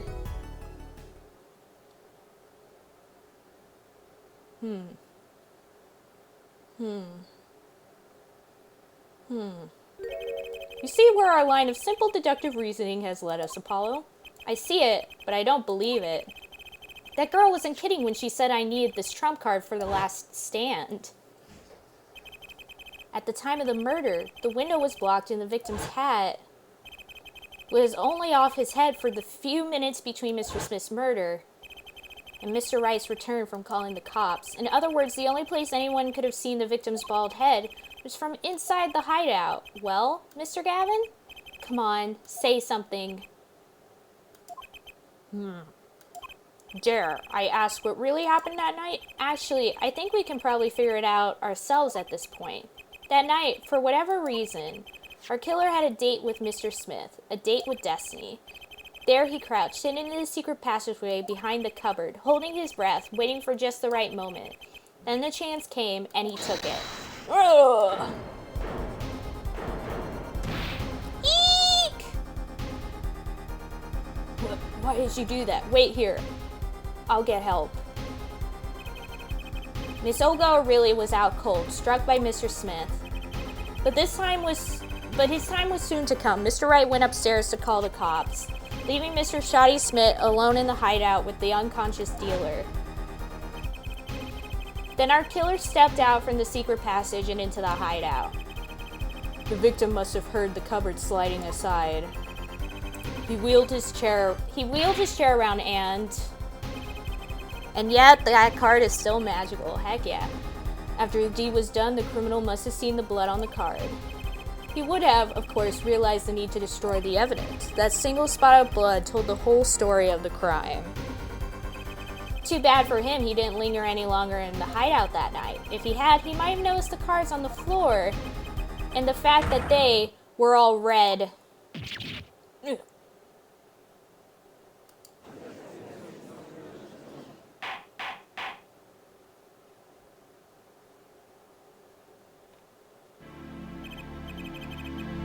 Well, it seems this trial has taken yet another turn. And yet this guy still keeps his cool. Yeah, we don't get to see his actual, until later. I'm truly, truly sorry I had to see this day come, Mr. Gavin. Mr. Gavin? Mr. Payne, Yerk? Yes, Your Honor. the prosecution will continue its investigation. As for Mr. Phoenix Wright, the defendant, he is hereby cleared of all suspicion. Gah! Believe me when I say that I don't believe this is happening, Mr. Gavin. But I'm afraid circumstances call for me to issue a warrant for your arrest immediately. Oh, no need to apologize. I rather enjoyed myself. It's not every day you get to witness a legendary attorney's dirty tactics firsthand. Your point, Mr. Gavin? Frankly, Your Honor, I'm shocked that a person of your caliber would be taken in by such a low-grade parlor trick. Excuse me? The defendant is cleared of all suspicion. This is hardly time for jokes, Your Honor. Mr. Wright hasn't proven anyone's guilt or innocence here. What he has done is use illegal evidence to put the blame on someone else, and not just anyone else, but me, his own defense attorney. Illegal evidence? Let me ask you, Mr. Gavin, is there still any reason at present to suspect me of wrongdoing? Of course, this bottle, for instance. The bottle of grape juice Mr. Wright was drinking? How do you intend to explain away the fingerprints on the murder weapon, and not just any fingerprints? Am I right, Mr. Payne? Actually, yes. The fingerprints on the bottle were upside down. That's easy to explain, Gavin.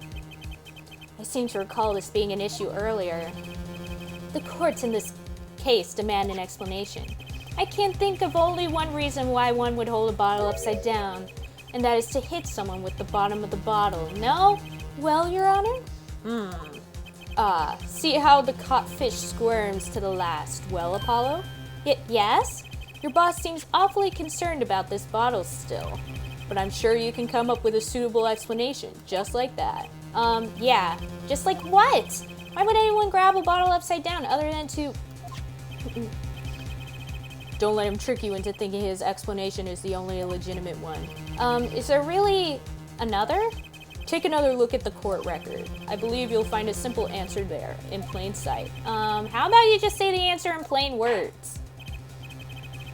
Maybe they just have an unconventional pouring technique, yeah. It would be hasty to deliver a verdict with unanswered questions indeed. Well, Mr. Justice? Mr. Gavin said that the court in this case demand an explanation. Don't worry, justice won't leave until justice is done. Heck yeah. Perhaps the defense will care to indict the court.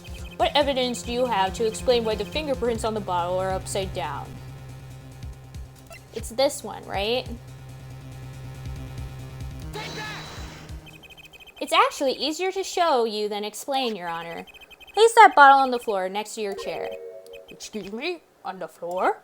Yes. Now, reach down and pick it up without getting out of your chair. Ah! See? You naturally go to pick up the bottle by its neck.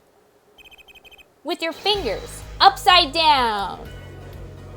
That's clever, yeah. Look at this photograph taken on the night of the murder. The defendant, Mr. Wright, sat here, playing piano, bottles of grape juice on the floor to the side of his piano bench. He would have naturally picked up the bottles upside down several times. Wow, I can't believe it was that simple. Recall our dinner that evening, Kristoff.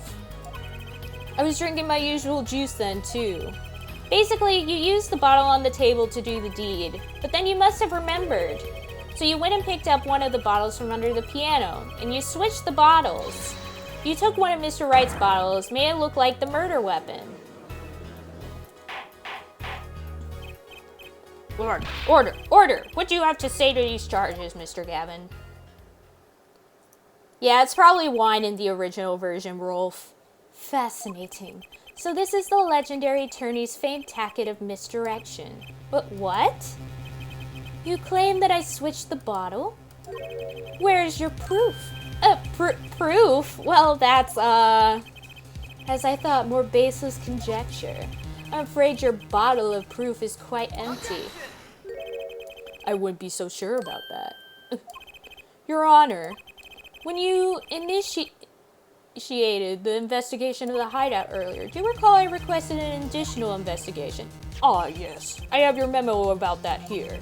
Retrieve the bottles from under the piano at the Borscht Bowl Club. And here's one of the bottles in question.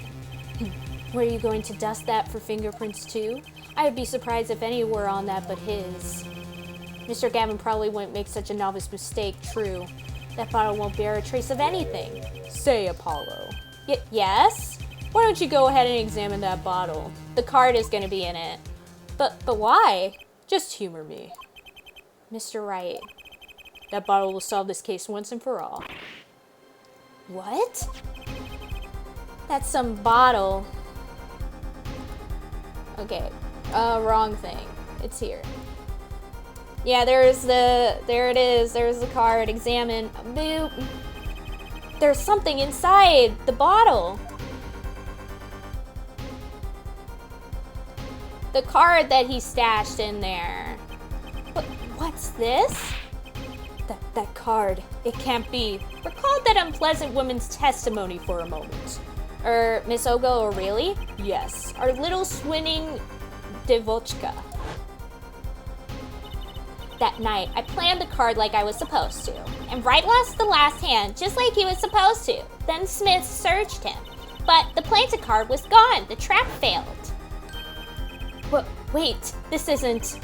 You're telling me that this is the planted card you disposed of? The one you mentioned in this piece of testimony? I happened to put my hand in my pocket and found a card.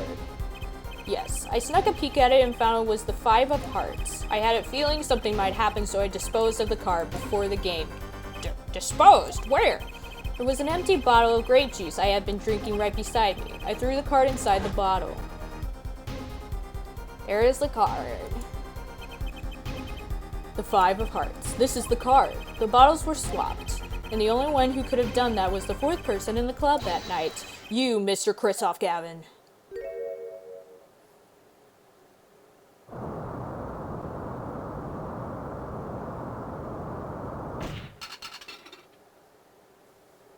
I can't believe Kristoff has mind powers.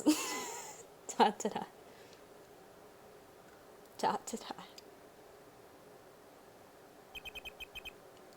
That is all. The Fist of Legends. Absolutely. Is this your idea of revenge? Phoenix Wright. Revenge? Revenge for the events that took away your attorney's badge 7 years ago. My past is like my logic, straight and true. Nothing's changed. All I did was point the finger of justice in the proper direction. Fine. I'm glad we could have this little tete-a-tete, right? This is insane. What about me? Don't I get to prosecute anyone?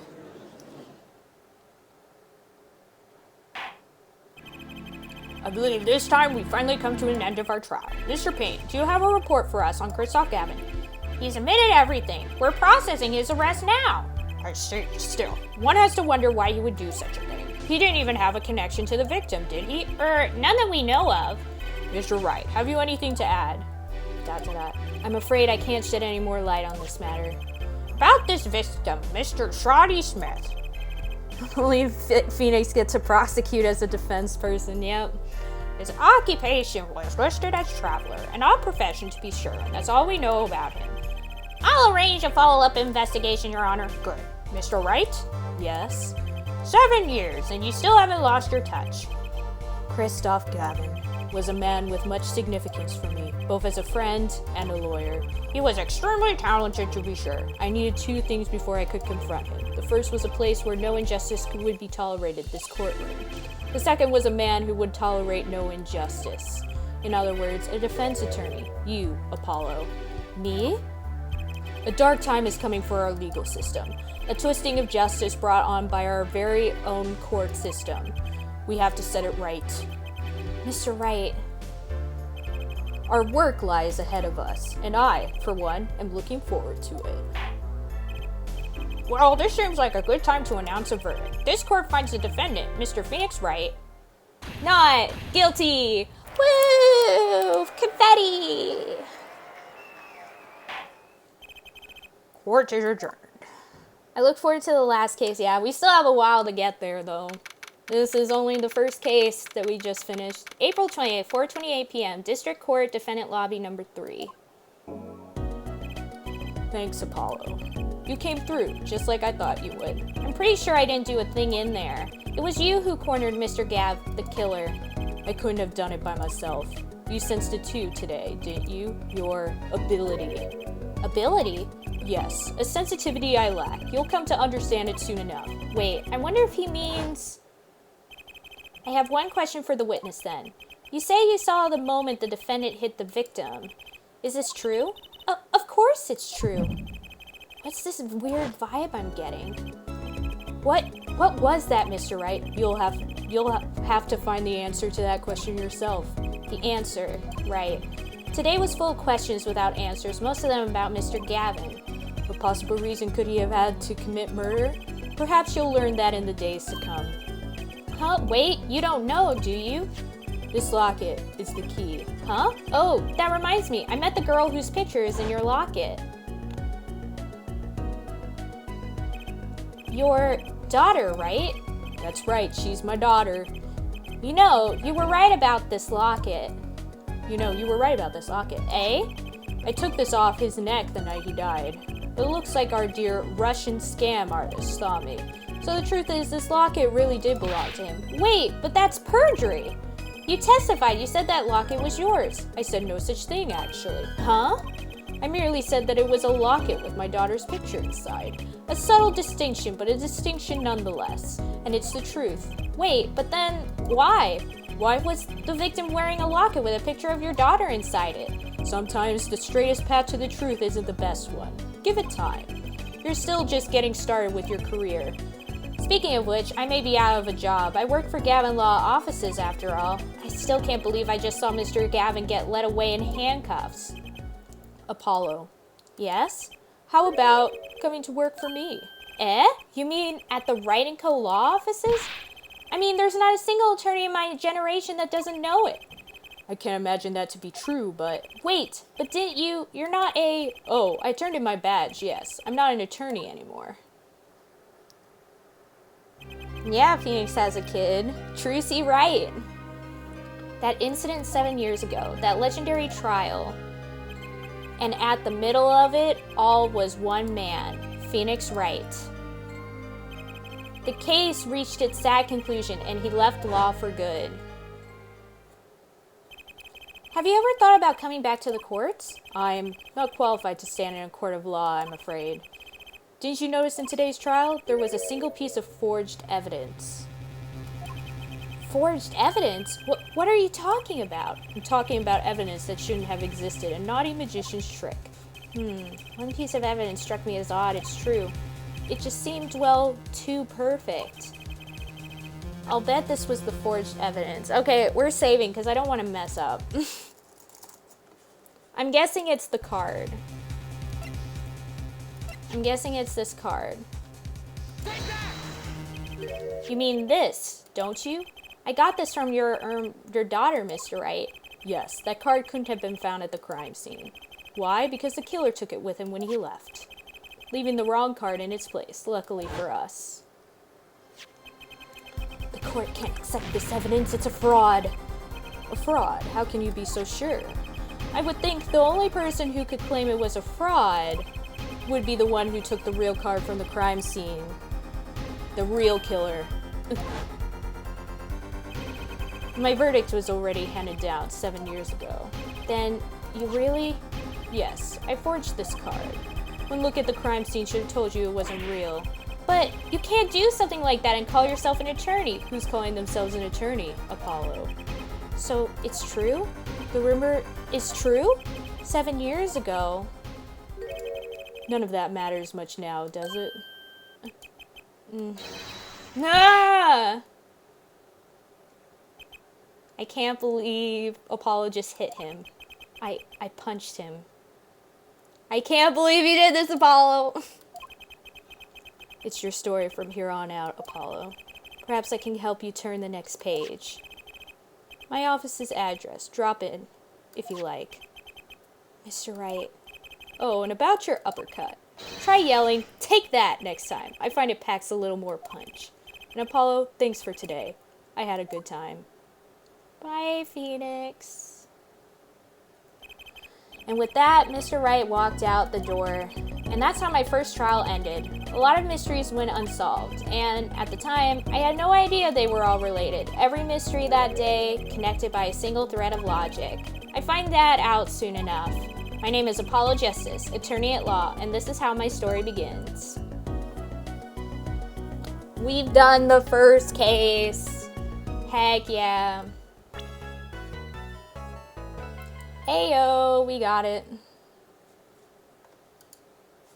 Nope, cancel. Let's do the save. Blah, blah, blah, blah, blah.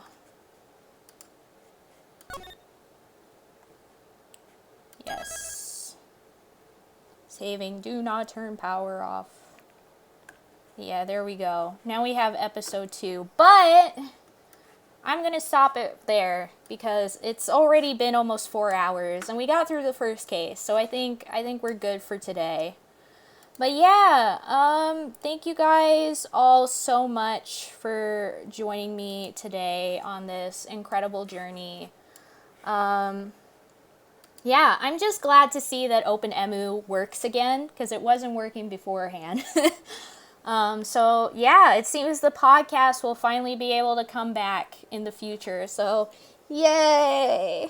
Maybe even next Saturday, but I'll have to talk to Lulu and Mary about it. So I'm glad. But yeah, anyways, I'm hungry. I need to eat. I need to help cook food for tomorrow, all that other stuff. So yeah.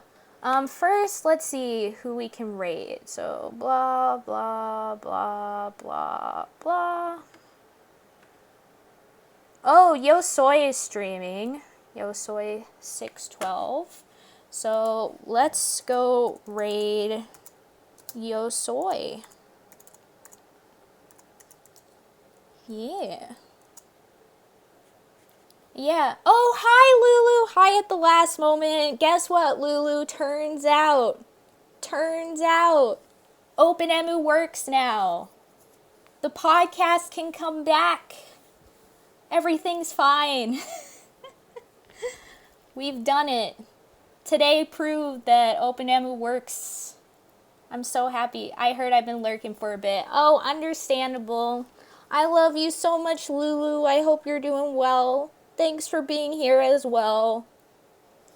But yeah, anyways, thank you guys all for being here for the stream. It was a good time. And I'll see you. Actually, I probably will see you guys tomorrow because I think tomorrow Shelly and I will be doing the Stardew Valley stream. So, yay! Anyways, I'll see you guys then, I guess, tomorrow. Goodbye!